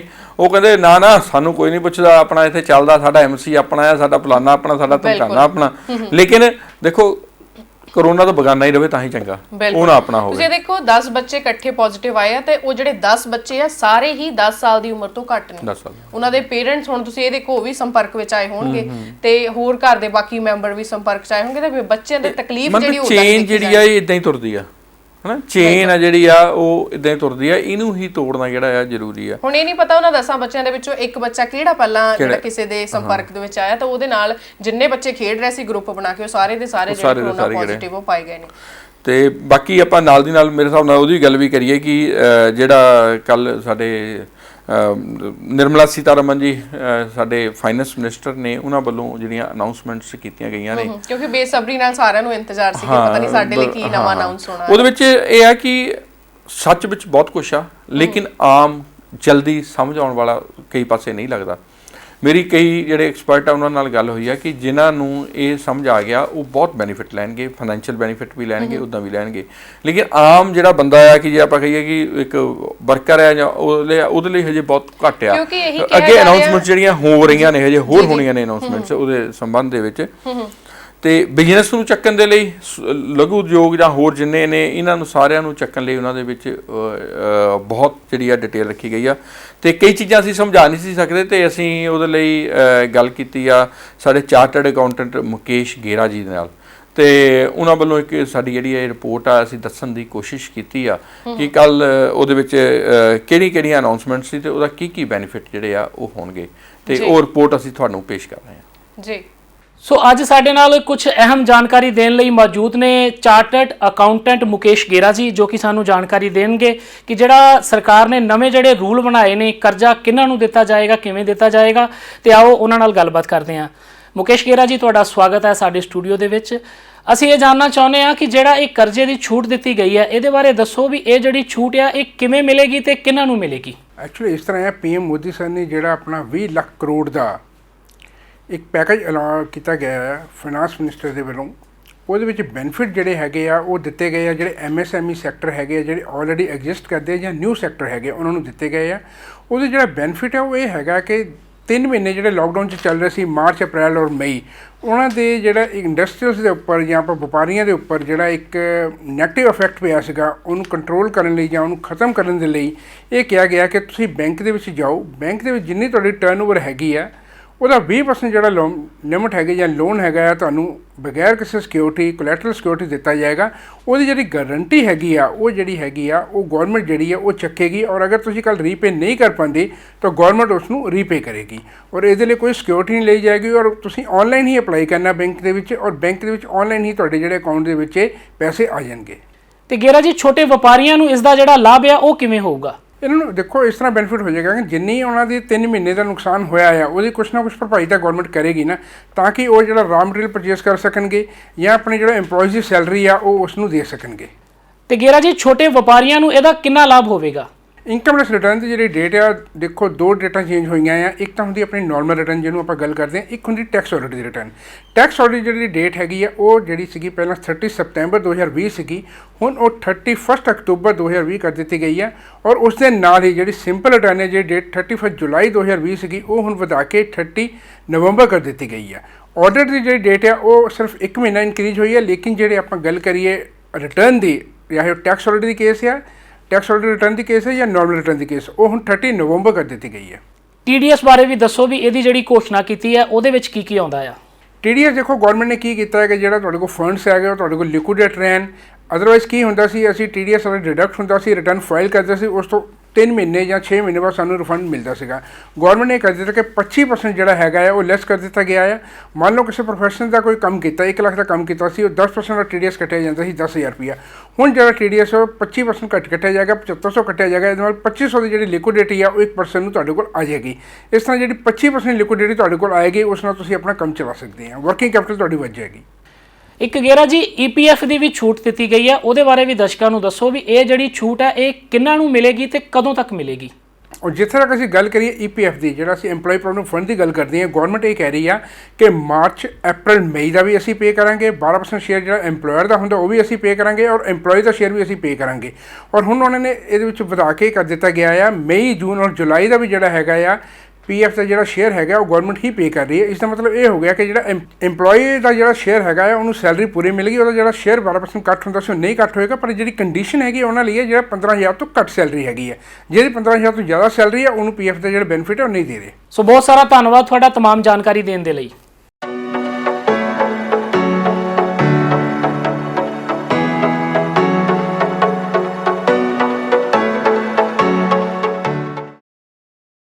ਇੱਕ ਵਾਰੀ ਮੁੜ ਤੋਂ ਸਵਾਗਤ ਹੈ ਜੀ ਪ੍ਰੋਗਰਾਮ ਇੱਕ ਨਜ਼ਰ ਦੇ ਵਿੱਚ। ਤੇ ਸਰ ਇਹ ਜਿਹੜੀ CS ਸਾਹਿਬ ਨੇ ਰਿਪੋਰਟ ਜਿਹੜੀ ਆਪਣੀ ਉਹਨਾਂ ਨੇ ਸਾਡੇ ਤੱਕ ਪਹੁੰਚਦੀ ਕੀਤੀ ਹੈ, ਬਿਲਕੁਲ ਉਹਨਾਂ ਨੇ ਦੱਸਣ ਦੀ ਕੋਸ਼ਿਸ਼ ਕੀਤੀ ਆ ਜੀ ਬਈ ਕਿੱਦਾਂ ਇਨਕਮ ਟੈਕਸ ਦੀਆਂ ਡੇਟਸ ਕੀ ਹੋ ਗਈਆਂ ਨੇ ਤੇ TDS, PPF ਜਾਂ ਹੋਰ ਜਿਹੜੀਆਂ ਚੀਜ਼ਾਂ ਦੇ ਵਿੱਚ ਜੋ ਹੋਈਆਂ ਨੇ ਉਹਨਾਂ ਨੇ ਜਿਹੜੇ ਸਰਕਾਰ ਵੱਲੋਂ ਲੋਨਸ ਦਿੱਤੇ ਜਾਣਗੇ ਉਹ ਖਾਸ ਚੀਜ਼ ਦਿੱਤੇ ਜਾਣਗੇ, ਹਨਾ? ਉਹ ਖਾਸ ਚੀਜ਼ ਆ ਮਨਪ੍ਰੀਤ, ਕੀ ਬਈ ਕਿੱਦਾਂ ਕਿਹੜੇ ਕੰਮਾਂ ਲਈ ਜਿਹੜੇ ਲੋਨ ਮਿਲ ਸਕਦੇ ਆ। ਸਰਵਿਸ ਇੰਡਸਟਰੀ ਨੂੰ ਮਿਲ ਸਕਦਾ ਆ, ਉਸ ਤੋਂ ਇਲਾਵਾ ਆਪਾਂ ਕੋਈ ਮੈਨੂਫੈਕਚਰਿੰਗ ਕਰਨੀ ਆ, ਹੋਰ ਵੀ ਆ, ਕੋਈ ਜ਼ਮੀਨ ਖਰੀਦਣੀ ਆ ਉਹਦੇ ਲਈ, ਆਪਣੀ ਫੈਕਟਰੀ ਲਈ, ਹਰ ਇੱਕ ਚੀਜ਼ ਦੇ ਲਈ ਜਿਹੜੇ ਆ ਲੋਨ ਆ ਉਹ ਮਿਲ ਸਕਦੇ ਨੇ। ਤੇ ਉਹ ਵੀ ਜਿਹੜਾ ਗਵਰਨਮੈਂਟ ਨੇ ਕਿਹਾ ਕਿ ਬਈ ਲੋਨ ਲਓ ਤੇ ਗਰੰਟੀ ਜਿਹੜੀ ਆ ਉਹਦੀ ਗਵਰਨਮੈਂਟ ਦੇਵੇਗੀ ਤੇ ਉਹਦੇ ਚੱਕਰ 'ਚ ਨਹੀਂ ਪੈਣਾ ਪਏਗਾ। ਇੰਨਾ ਕੁਝ ਸਰ ਜਿਹੜਾ ਕੱਲ ਇੱਕ ਵਿੱਤੀ ਪੈਕੇਜ ਦੇ ਵਿੱਚ ਅਨਾਉਂਸ ਕੀਤਾ ਗਿਆ, ਪਰ ਫਿਰ ਵੀ ਜਿਹੜੀ ਕਿਹਾ ਜਾਵੇ ਕਿ ਬੇਸ਼ੱਕ ਅਸੀਂ ਸਿਆਸੀ ਪਾਰਟੀਆਂ ਦੀ ਗੱਲ ਕਰੀਏ ਜਾਂ ਆਮ ਜਨਤਾ ਦੀ ਗੱਲ ਕਰੀਏ, ਉਹ ਇਸ ਰਾਹਤ ਪੈਕੇਜ ਤੋਂ ਖੁਸ਼ ਨਹੀਂ ਹੈਗੇ, ਕਿਉਂਕਿ ਕਿਹਾ ਜਾ ਰਿਹਾ ਕਿ ਜਿਹੜਾ ਆਰਥਿਕ ਪੈਕੇਜ ਦੇ ਵਿੱਚ ਗਰੀਬਾਂ ਦੇ ਲਈ, ਪ੍ਰਵਾਸੀ ਮਜ਼ਦੂਰਾਂ ਦੇ ਲਈ ਤੇ ਮੱਧ ਵਰਗ ਦੇ ਲਈ ਕੁਝ ਵੀ ਜਿਹੜਾ ਉਹ ਨਹੀਂ ਕੀਤਾ ਗਿਆ। ਠੀਕ ਹੈ, ਇਦਾਂ ਆ ਕਿ ਦੇਖੋ, ਪਹਿਲਾਂ ਤਾਂ ਜੇ ਤਾਂ ਆਪਾਂ ਕਰਾਂਗੇ ਸਿਆਸੀ ਗੱਲ, ਆਪਾਂ ਕਹਿ ਦਈਏ ਕਿ ਸਾਰਿਆਂ ਨੂੰ 100-100 ਗ੍ਰਾਮ ਸੋਨਾ ਮਿਲੇਗਾ, ਤਾਂ ਉੱਥੇ ਸਿਆਸੀ ਬੰਦੇ ਨੇ ਤਾਂ ਇਹੀ ਕਹਿ ਦੇਣਾ ਕਿ ਇਹਨਾਂ ਕੋਲ, ਜਾਂ ਤਾਂ ਉਹ ਕਹਿਣਗੇ ਕਿ ਇਹਨਾਂ ਕੋਲ ਬਲੈਕ ਦਾ ਪੈਸਾ ਸੀ, ਜਾਂ ਕਹਿਣਗੇ ਕਿ ਡਾਇਮੰਡ ਕਿਉਂ ਨਹੀਂ ਦਿੱਤਾ। ਸਿਆਸਤ ਨੂੰ ਆਪਾਂ ਛੱਡ ਦਈਏ, ਇੱਕ ਆਮ ਉੱਦਾਂ ਗੱਲ ਕਰੀਏ ਜੀ, ਸਮਝ ਆਉਣ ਦੀ ਗੱਲ ਆ। ਜਿਹੜੇ ਤਾਂ ਦਿੱਤੇ ਗਏ ਉਦਯੋਗਾਂ ਨੂੰ ਕਿ ਉਹ ਇਹ ਇਸ ਲਈ ਦਿੱਤਾ ਗਿਆ ਕਿ ਜਿੰਨੇ ਕੰਮ ਖੁੱਲਣਗੇ ਜੀ, ਜਿੰਨੇ ਉਹਨਾਂ ਨੂੰ ਅਗਰ ਉਹ ਲੋਨ ਮਿਲ ਕੇ ਜਾਂ ਪੈਸੇ ਉਹਨਾਂ ਨੂੰ ਦੇ ਕੇ ਅਗਰ ਉਹ ਕੰਮ ਖੁੱਲਣਗੇ, ਉਹਨੇ ਬੰਦਿਆਂ ਨੂੰ ਰੁਜ਼ਗਾਰ ਮਿਲੇਗਾ, ਜਿਹਦੇ ਲਈ ਉਹਨਾਂ ਨੂੰ ਖੜੇ ਕਰਨ ਦੀ ਕੋਸ਼ਿਸ਼ ਕੀਤੀ ਗਈ। ਹਾਂ, ਹਜੇ ਬਹੁਤ ਸਾਰੀਆਂ ਕਮੀਆਂ ਜਾਂ ਬਹੁਤ ਸਾਰੀਆਂ ਅਨਾਉਂਸਮੈਂਟਸ ਦੀ ਜ਼ਰੂਰਤ ਆ ਜਿਹੜੀਆਂ ਗਵਰਨਮੈਂਟ ਨੂੰ ਕਰਨੀਆਂ ਚਾਹੀਦੀਆਂ, ਜਿਹੜੀਆਂ ਸਿੱਧੇ ਤੌਰ ਦੇ ਉੱਤੇ ਇੱਕ ਆਮ ਇਨਸਾਨ ਨੂੰ ਜਿਹੜੀਆਂ ਪਹੁੰਚਣ, ਹਨਾ। ਉਹਦੇ ਲਈ ਹੋ ਸਕਦਾ ਹੈ ਕਿ ਕੁਝ ਅੱਜ ਅਨਾਉਂਸਮੈਂਟਸ ਵੀ ਹੋਣੀਆਂ ਨੇ, ਕੱਲ ਵੀ ਹੋਣੀਆਂ ਨੇ, ਹੋ ਸਕਦਾ ਹੈ ਕਿ ਇਹਨਾਂ ਦੇ ਵਿੱਚ ਬਹੁਤ ਕੁਝ ਹਜੇ ਹੋਰ ਨਿਕਲ ਕੇ ਬਾਹਰ ਆਵੇ।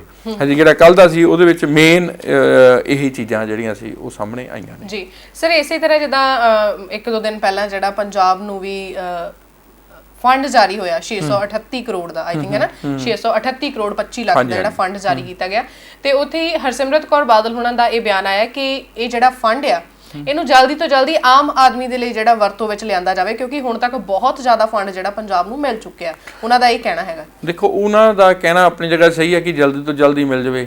ਉਹਨਾਂ ਨੇ ਕਹਿਣਾ ਆ, ਜਿਹੜੀ ਸਰਕਾਰ ਆ ਉਹਨੇ ਕਹਿਣਾ ਜਲਦੀ ਤੋਂ ਜਲਦੀ ਦਿੰਦੇ ਪਏ ਆ ਜੀ, ਸਾਨੂੰ ਤੁਹਾਡੀ ਸਲਾਹ ਦੀ ਲੋੜ ਨਹੀਂ, ਹਨਾ।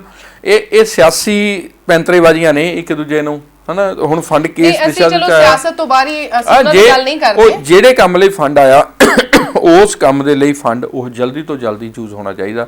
ਜੇ ਆਮ ਲੋਕਾਂ ਦੀ ਭਲਾਈ ਦੇ ਲਈ ਆਇਆ ਆ ਤੇ ਇਹੀ ਟਾਈਮ ਆ ਉਹਨਾਂ ਦੀ ਭਲਾਈ ਕਰਨ ਦਾ, ਤੇ ਆਪਾਂ ਉਹਨੂੰ ਯੂਜ਼ ਕਰੀਏ। ਹਾਂ, ਮਤਲਬ ਕਹਿਣ ਦਾ ਭਾਵ ਇਹ ਹੈ ਕਿ ਜੇਕਰ ਸਾਡੇ ਕੋਲ ਫੰਡ ਪਹੁੰਚ ਗਿਆ, ਅਸੀਂ ਉਹਨੂੰ ਜਲਦੀ ਉੱਥੇ ਲੈ ਕੇ ਚੱਲੀਏ, ਉੱਥੇ ਯੂਜ਼ ਕਰੀਏ ਜਿੱਥੇ ਸਾਨੂੰ ਲੋੜ ਹੈ ਇਸ ਸਮੇਂ, ਕਿਉਂਕਿ ਨੀਤੀ ਤਾਂ ਪਹਿਲੇ ਬਣਾਈ ਹੋਈ ਹੋਣੀ ਆ। ਲੋੜ ਹੈਗੀ ਆ ਰਾਸ਼ਨ ਦੀ ਇਸ ਸਮੇਂ, ਹਨਾ। ਤੇ ਜਿਹੜੀਆਂ ਅਸੀਂ EMI ਦੀ ਗੱਲ ਕਰ ਰਹੇ ਸੀ, ਬਾਕੀ ਜਿਹੜੇ ਸੈਲਰੀਆਂ ਦੀ ਜਿਵੇਂ ਗੱਲ ਕਰ ਰਹੇ ਸੀ, ਰੁਜ਼ਗਾਰਾਂ ਦੀ ਲੋੜ ਆ, ਸੈਲਰੀਆਂ ਦੀ ਲੋੜ ਆ, ਹਨਾ। ਉਹਦੇ ਵਿੱਚ ਜਿਹੜਾ ਵਰਤੋਂ ਵਿੱਚ ਲਿਆਂਦਾ ਜਾਵੇ ਤਾਂ ਕਿ ਜਿਹੜਾ ਆਮ ਇਨਸਾਨ ਜਿਹੜਾ ਘਰਾਂ ਦੇ ਵਿੱਚ ਲੋਕਡਾਊਨ ਦੌਰਾਨ ਅੰਦਰ ਬੈਠਾ, ਉਹ ਥੋੜਾ ਜਿਹਾ ਟਿਕ ਕੇ ਬੈਠ ਸਕੇ, ਉਹਨੂੰ ਥੋੜਾ ਸੌਖਾ ਸਾਹ ਆਪਾਂ ਪੰਜਾਬੀ ਚ ਕਹਿ ਸਕਦੇ ਆਉਣਾ ਸ਼ੁਰੂ ਹੋ ਜਾਵੇ ਕਿ ਹਾਂ, ਜੇਕਰ ਕੋਈ ਪ੍ਰੋਬਲਮ ਹੁੰਦੀ ਹੈ ਤਾਂ ਸਰਕਾਰ ਮੇਰੇ ਨਾਲ ਖੜੀ ਹੈ, ਸਰਕਾਰ ਮੇਰੇ ਨਾਲ ਖੜੀ ਹੈ, ਇਦਾਂ ਦਾ ਹੋ ਜਾਵੇ। ਸਰ, ਉੱਥੇ ਜਿੱਥੇ ਅਸੀਂ ਪੰਜਾਬ ਸਰਕਾਰ ਦੀ ਗੱਲ ਕਰ ਰਹੇ ਹਾਂ, ਭਾਰਤ ਸਰਕਾਰ ਦੀ ਗੱਲ ਕਰ ਰਹੇ ਹਾਂ, ਇਸੇ ਤਰ੍ਹਾਂ ਇਟਲੀ ਦੇ ਵਿੱਚ ਜਿਹੜਾ ਉੱਥੇ ਵੀ ਕੱਲ ਫੰਡ ਜਾਰੀ ਕੀਤਾ ਗਿਆ, 55 ਅਰਬ ਯੂਰੋ ਦਾ ਜਿਹੜਾ ਫੰਡ ਜਾਰੀ ਕੀਤਾ ਗਿਆ।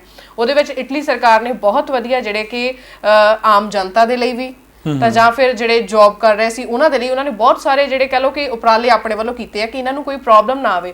ਜਿਹੜੇ ਉਦਯੋਗਿਕ ਜਿਹੜੇ ਖੇਤਰ ਸੀਗੇ, ਜਿਨ੍ਹਾਂ ਦੀਆਂ ਫੈਕਟਰੀਆਂ ਬੰਦ ਨੇ ਜਾਂ ਫਿਰ ਕੋਈ ਹੋਰ ਉਹਨਾਂ ਦਾ ਕੋਈ ਉਦਯੋਗਿਕ ਸਾਧਨ ਸੀਗਾ, ਉਹਨਾਂ ਦੇ ਲਈ ਸਰਕਾਰ ਨੇ ਕੀਤਾ ਕਿ ਅਸੀਂ 60% ਜਿਹੜਾ ਤੁਹਾਡਾ ਕਿਰਾਇਆ ਆ ਰਿਹਾ ਨਾ, ਉਹ ਅਸੀਂ ਦੇਵਾਂਗੇ, 40% ਤੁਸੀਂ ਦਿਓਗੇ। ਉੱਥੇ ਜਿਹੜੀਆਂ ਜਿੰਨੀਆਂ ਵੀ ਇਹ ਕੰਟਰੀਜ਼ ਹੈਗੀਆਂ ਨੇ, ਹਨਾ, ਡਿਵੈਲਪ ਕੰਟਰੀਜ਼ ਨੇ, ਮਤਲਬ ਸਾਡੇ ਕਾਲਰ ਜਿਹੜੇ ਨੇ ਇੱਕ ਜੁੜੇ ਨੇ। ਜੀ, ਸਵਾਗਤ ਹੈ ਜੀ ਤੁਹਾਡਾ ਨਵਰੰਗ ਟੀਵੀ ਤੇ। ਹਾਂਜੀ ਹਾਂਜੀ ਹਾਂਜੀ, ਸਤਿ ਸ਼੍ਰੀ ਅਕਾਲ ਜੀ। ਕੌਣ ਬੋਲ ਰਿਹਾ ਜੀ? ਸਤਿ ਸ਼੍ਰੀ ਅਕਾਲ ਜੀ। ਸਤਿ ਸ਼੍ਰੀ ਅਕਾਲ। ਕੌਣ ਬੋਲ ਰਿਹਾ ਜੀ? ਮੈਂ JS ਭਿੰਡਰ ਬੋਲ ਰਿਹਾ ਜੀ, ਫਗਵਾੜੇ ਤੋਂ। ਹਾਂਜੀ ਹਾਂਜੀ, ਸਤਿ ਸ਼੍ਰੀ ਅਕਾਲ ਜੀ। ਵੈਲਕਮ ਜੀ ਤੁਹਾਡਾ। Retired senior medical lab technologist. Good ਜੀ, ਗੁੱਡ। ਬਹੁਤ ਬਹੁਤ ਸਵਾਗਤ ਹੈ ਜੀ ਤੁਹਾਡਾ। ਹਾਂਜੀ ਹਾਂਜੀ।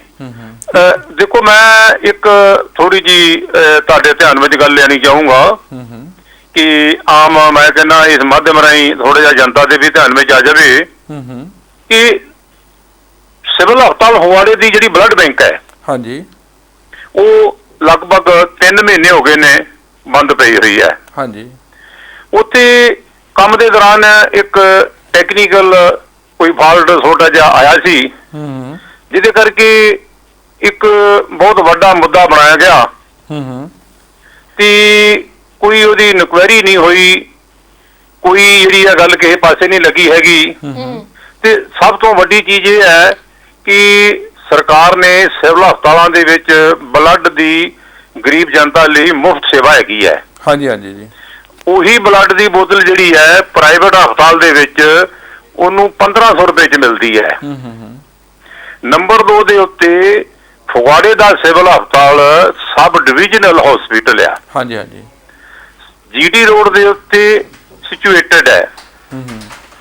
ਜਿੰਨਾ ਇਨਸੀਡੈਂਟ ਐਮਰਜੈਂਸੀ ਹੈਗੀ ਹੈ ਉਹ ਸਿਵਲ ਹਸਪਤਾਲ ਵਿੱਚ ਆਉਣੀ ਹੈ, ਔਰ ਉੱਥੋਂ ਦੀ ਬਲੱਡ ਬੈਂਕ ਜਿਹੜੀ ਹੈ ਉਹ 3 ਮਹੀਨੇ ਤੋਂ ਬੰਦ ਪਈ ਹੋਈ ਹੈ। ਅਰਜੈਂਟ ਲਾਈਫ ਸੇਵਿੰਗ ਬਲੱਡ ਦੀ ਲੋੜ ਪੈ ਜੇ ਤੇ ਵੇਖੋ ਜੀ ਉੱਥੋਂ ਲੈ ਕੇ ਤੇ ਚਾਲ ਨਗਰ ਤੱਕ 2-2.5 ਕਿਲੋਮੀਟਰ ਦਾ ਫਾਸਲਾ ਆ। ਹਾਂਜੀ ਹਾਂਜੀ। ਤੇ ਐਨੇ ਚਿਰ ਦੇ ਵਿੱਚ ਆਉਣ ਜਾਣ ਦੇ ਵਿੱਚ ਤਾਂ ਮਰੀਜ਼ ਵੈਸੇ ਹੀ ਜਿਹੜਾ ਸੀਰੀਅਸ ਹੁੰਦਾ, ਆਪਾਂ ਮਾੜਾ ਲਫ਼ਜ਼ ਮੂੰਹ ਚੋਂ ਨਾ ਕੱਢੀਏ, ਇੱਕ ਸੈਕਿੰਡ ਦੀ ਲੋੜ ਹੋ ਜਾਂਦਾ ਹੈ। ਤੇ ਇਸ ਸੰਬੰਧ ਦੇ ਵਿੱਚ ਮੈਂ ਅੱਜ ਤੋਂ 2 ਮਹੀਨੇ ਪਹਿਲਾਂ ਕੁਝ ਸ਼ਹਿਰ ਦੇ ਸਮਾਜ ਸੇਵਕ ਬੰਦਿਆਂ ਨੂੰ ਨਾਲ ਲੈ ਕੇ ਤੇ ਇੱਕ ਗਵਰਨਮੈਂਟ ਦੇ ਧਿਆਨ ਦੇ ਵਿੱਚ ਇਹ ਗੱਲ ਲਿਆਂਦੀ ਸੀ। ਅਸੀਂ ਇੱਕ ਸੰਕੇਤ ਧਰਨਾ ਲਾਇਆ ਸੀ ਸਿਵਲ ਹਸਪਤਾਲ ਦੇ ਵਿੱਚ ਔਰ ਲਿਖਤੀ ਮੰਗ ਪੱਤਰ ਦਿੱਤਾ ਸੀ ਐਸਐਮਓ ਨੂੰ। ਹਾਂਜੀ। ਔਰ ਉਸ ਸਮੇਂ ਦੇ ਐਸਐਮਓ ਨੇ ਸਾਨੂੰ ਯਕੀਨ ਦਿਵਾਇਆ ਸੀ ਕਿ ਸਟਾਫ ਦੀ ਕਮੀ ਹੈ, ਸਟਾਫ ਆ ਜਾਏਗਾ ਤੇ ਅਸੀਂ ਚਾਲੂ ਕਰ ਦਿਆਂਗੇ। ਪਰ 2 ਮਹੀਨੇ ਲੰਘ ਗਏ, ਅਸੀਂ ਉਹਨਾਂ ਨੂੰ 15 ਦਿਨ ਦਾ ਨੋਟਿਸ ਦਿੱਤਾ ਸੀ ਕਿ ਜੇ 15 ਦਿਨ ਦੇ ਵਿੱਚ ਤੁਸੀਂ ਇਹਨੂੰ ਚਾਲੂ ਕਰੋਗੇ ਤੇ ਠੀਕ ਹੈ, ਨਹੀਂ ਤੇ ਅਸੀਂ ਗਰੀਬ ਜਨਤਾ ਦੇ ਹਿੱਤ ਵਾਸਤੇ ਇਸ ਸਰਕਾਰੀ ਬੰਦ ਪਏ ਬਲੱਡ ਬੈਂਕ ਨੂੰ ਚਲਾਉਣ ਵਾਸਤੇ ਅਸੀਂ ਕੋਈ ਸੰਘਰਸ਼ ਦਾ ਰਸਤਾ ਬਣਾਵਾਂਗੇ। ਬਿਲਕੁਲ ਜੀ। ਤੇ ਜਿਹਦੇ ਵਿੱਚ ਮੈਂ ਹੁਣ ਉਹ ਸੰਘਰਸ਼ ਦਾ ਰਸਤਾ ਬਣਾਇਆ ਹੋਇਆ ਸੀ ਕਿ ਮੈਂ ਭੁੱਖ ਹੜਤਾਲ ਤੇ ਬੈਠਣਾ ਸੀਗਾ। ਪਰ ਲਾਕਡਾਊਨ ਹੋਣ ਕਰਕੇ ਇਹ ਸਿਸਟਮ ਸਾਡਾ ਫੇਲ ਹੋ ਗਿਆ ਤੇ ਮੈਂ ਕਹੂੰਗਾ ਕਿ ਕੋਈ ਵੀ ਸ਼ਹਿਰ ਦੀ ਸਮਾਜਿਕ ਜਥੇਬੰਦੀ, ਕੋਈ ਇੱਥੋਂ ਦੀ ਪੋਲੀਟੀਕਲ ਪਾਰਟੀ, ਕੋਈ ਇੱਥੋਂ ਦਾ ਐਮਐਲਏ, ਕੋਈ ਇੱਥੋਂ ਦਾ ਐਮਪੀ, ਕਿਸੇ ਵੀ ਬੰਦੇ ਨੇ ਇਹ ਚੀਜ਼ ਨੂੰ ਅਜੇ ਤੱਕ ਗੌਲਿਆ ਹੀ ਨਹੀਂ ਕਿ ਸਿਵਲ ਹਸਪਤਾਲ ਦੀ ਬਲੱਡ ਬੈਂਕ ਬੰਦ ਪਈ ਹੈ, ਇਹਨੂੰ ਹੀ ਚਲਾਉਣਾ ਆ। ਬਿਲਕੁਲ ਜੀ। ਤੇ ਗਰੀਬ ਜਨਤਾ ਨੂੰ ਮੈਂ ਤੇ ਸਮਝੂਗਾ ਕਿ ਮਜਬੂਰ ਕੀਤਾ ਜਾ ਰਿਹਾ ਹੈ। ਕੋਈ ਟਾਈ ਅਪ ਨਾ ਹੋਵੇ ਕਿਤੇ ਉਧਰ ਉਧਰੀ ਕਿਸੇ ਲੈਵਲ ਦੇ ਉੱਤੇ ਕਿਹੜਾ 3 ਮਹੀਨੇ ਤੋਂ ਇਹ ਬੰਨੇ ਮਤਲਬ ਕੋਈ ਧਿਆਨ ਹੀ ਨਹੀਂ ਦੇ ਰਿਹਾ ਔਰ ਨਾ ਹੀ ਉਹ ਕਿਸੇ ਦੀ ਕੋਈ ਇਨਕੁਆਇਰੀ ਮਾਰਕ ਹੋਈ। ਮੈਂ ਕਹੂੰਗਾ ਜੇ ਇਨਕੁਆਇਰੀ ਮਾਰਕ ਹੋਵੇ ਹਾਈ ਲੈਵਲ ਦੀ ਤਾਂ ਉਹਦੇ ਵਿੱਚ ਵੀ ਕੋਈ ਨਾ ਕੋਈ ਰਾਜ ਨਿਕਲੇਗਾ। ਬਿਲਕੁਲ ਜੀ। ਹਾਂਜੀ ਹਾਂਜੀ, ਕੀ ਕਹਿਣਾ ਚਾਹੁੰਦੇ ਜੀ ਹੋਰ? ਹਾਂਜੀ ਹਾਂਜੀ। ਹਾਂ, ਤੇ ਅਸੀਂ ਤਾਂ ਵੇਖੋ ਅਜੇ ਵੀ ਡਿਮਾਂਡ ਕਰਦੇ ਹਾਂ, ਜੇ ਲਾਕਡਾਊਨ ਖੁੱਲ ਗਿਆ ਤੇ ਸ਼ਾਇਦ ਅਸੀਂ ਲੋਕ ਹਿੱਤ ਦੇ ਵਿੱਚ ਫਿਰ ਜਿਹੜਾ ਅਸੀਂ ਸੰਘਰਸ਼ ਚਾਲੂ ਕੀਤਾ ਸੀ ਇਹਨੂੰ ਅਸੀਂ ਮੂਵ ਕਰਾਂਗੇ। ਗੰਨਾ ਸੱਕ ਫਗਵਾੜੇ ਦੀ ਜਨਤਾ ਸੁੱਤੀ ਰਵੇ ਜੀ, ਇੱਥੋਂ ਦੇ ਲੀਡਰ ਸੁੱਤੇ ਰਹਿਣ, ਇੱਥੋਂ ਦੀਆਂ ਸਮਾਜਿਕ ਜਥੇਬੰਦੀਆਂ ਜਿਹੜੀਆਂ ਨੇ ਉਹ ਆਪਣੀਆਂ ਫੋਟੋਆਂ ਖਿਚਵਾਈ ਜਾਣ ਜਾ ਕੇ। ਪਰ ਇਹ ਜਿਹੜਾ ਗਰੀਬ ਜਨਤਾ ਦਾ ਐਮਰਜੈਂਸੀ ਸੇਵਾਵਾਂ ਨਾਲ ਜੁੜਿਆ ਹੋਇਆ ਇੱਕ ਪੁਆਇੰਟ ਹੈ ਨਾ, ਇਹਨੂੰ ਚਲਾਉਣ ਵਾਸਤੇ ਸਾਡਾ ਕੋਈ ਪੋਲੀਟੀਕਲ ਮੈਟਰ ਨਹੀਂ ਹੋਊਗਾ, ਸਾਡਾ ਕੋਈ ਲੀਡਰੀ ਕਰਨ ਦਾ ਨਹੀਂ ਹੋਊਗਾ। ਅਸੀਂ ਇੱਕ ਜਨਤਾ ਇਹ ਚੀਜ਼ ਨੂੰ ਸਾਡੀ ਫੀਲਿੰਗ ਹੈ ਕਿ ਇਹ ਇੱਕ ਨੈਸੈਸਿਟੀ ਹੈਗੀ ਹੈ, ਮਤਲਬ ਐਮਰਜੈਂਸੀ ਸੇਵਾਵਾਂ ਦੇ ਵਿੱਚ ਜਿਹੜੀ ਹੈਗੀ ਹੈ ਲਾਈਫ ਸੇਵਿੰਗ ਹੈਗੀ ਹੈ, ਇਹ ਐਟ ਦੀ ਸਪੌਟ ਮਸਟ ਹੋਣੀ ਚਾਹੀਦੀ ਹੈ। ਅਸੀਂ ਬਹੁਤ ਵਾਰ ਦੇਖਿਆ ਹੈ ਕਿ ਆਪਰੇਸ਼ਨ ਥੀਏਟਰ ਦੇ ਵਿੱਚ ਸਰਜਰੀ ਚੱਲ ਰਹੀ ਹੁੰਦੀ ਹੈ ਔਰ ਮਰੀਜ਼ ਕਲੈਪਸ ਹੋ ਜਾਂਦਾ ਹੈ, ਉਹਨੂੰ ਵਿਦਿਨ ਮਿੰਟਸ ਬਲੱਡ ਦੇਣਾ ਹੁੰਦਾ ਤੇ ਉਸੋਂ ਬਲੱਡ ਬੈਂਕ ਚੋਂ ਫੜ ਕੇ ਉਹਨੂੰ ਬਲੱਡ ਦੇਤਾ ਤਾਂ ਲਾਈਫ ਬਚ ਜਾਂਦੀ ਹੈ। ਐਦਾਂ ਦਾ ਕੋਈ ਇਨਸੀਡੈਂਟ ਹੋ ਗਿਆ ਤੇ ਇਹਨਾਂ ਲੋਕਾਂ ਨੇ ਕਹਿਣਾ ਜੀ ਡਾਕਟਰ ਨੇ ਟੇਬਲ ਤੇ ਮਰੀਜ਼ ਮਾਰ ਦਿੱਤਾ ਆ। ਬਿਲਕੁਲ। ਇਸ ਕਰਕੇ ਇਹ ਚੀਜ਼ਾਂ ਬਹੁਤ ਜ਼ਰੂਰੀ ਨੇ ਤੇ ਮੈਂ ਅਜੇ ਵੀ ਬੇਨਤੀ ਕਰੂੰਗਾ ਕਿ ਸ਼ਹਿਰ ਦੀਆਂ ਸੰਸਥਾਵਾਂ ਜਿਹੜੀਆਂ ਨੇ ਇਹਦੇ ਵਾਸਤੇ ਅੱਗੇ ਆਉਣ। ਇਹ ਚੀਜ਼ ਬਹੁਤ ਜ਼ਰੂਰੀ ਹੈ, ਇਹਦੇ ਵਿੱਚ ਕੋਈ ਸਿਆਸਤ ਨਹੀਂ ਹੋਣੀ ਚਾਹੀਦੀ, ਇਹਦੇ ਤੇ ਕੋਈ ਦਬਾਅ ਨਹੀਂ ਹੋਣਾ ਚਾਹੀਦਾ, ਇਹ ਚੀਜ਼ ਜਿਹੜੀ ਹੈ ਚੱਲਣੀ ਚਾਹੀਦੀ ਆ। ਹਾਂਜੀ, ਬਹੁਤ ਅਹਿਮ ਮੁੱਦਾ ਜਿਹੜਾ ਆ ਜੀ ਤੁਸੀਂ ਅੱਜ ਇਹ ਉਠਾਇਆ ਆ ਤੇ ਅਸੀਂ ਵੀ ਇਹਨੂੰ ਜਿਹੜਾ ਆ ਪ੍ਰਸ਼ਾਸਨ ਦੀ ਤੇ ਜਿਹੜੇ ਹੋਰ ਉੱਚ ਸ਼ਖਸੀਅਤਾਂ ਨੇ, ਬੇਸ਼ੱਕ ਐਮਐਲਏ ਸਾਹਿਬ ਹੋਣ ਜਾਂ ਐਮਪੀ ਸਾਹਿਬ ਹੋਣ, ਸਾਰਿਆਂ ਦੀ ਨਜ਼ਰ ਦੇ ਵਿੱਚ ਇਹਨੂੰ ਲੈ ਕੇ ਵੀ ਜਾਵਾਂਗੇ ਤੇ ਇਹਦੇ ਤੇ ਉਹਨਾਂ ਤੋਂ ਕੁਐਸਚਨ ਵੀ ਜਿਹੜਾ ਸਾਡੇ ਦੇਖੋ ਲੋਕਾਂ ਦਾ ਜ਼ੋਰ ਲੱਗਿਆ ਹੋਇਆ ਜੀ ਲੰਗਰ ਵਰਤਾਉਣ ਦੇ ਉੱਤੇ। ਵੀ ਸਾਡੀ ਫੋਟੋ ਆ ਜੇ ਕਿ ਫਲਾਣਾ ਸਿੰਘ ਜਿਹੜਾ ਜੀ ਲੰਗਰ ਵਰਤਾ ਰਿਹਾ, ਸ਼ਾਇਦ ਕੱਲ ਨੂੰ ਐਮਸੀ ਦੀਆਂ ਚੋਣਾਂ ਲੜਨੀਆਂ ਹੋਣਗੀਆਂ ਵੋਟਾਂ ਲੈਣ ਵਾਸਤੇ।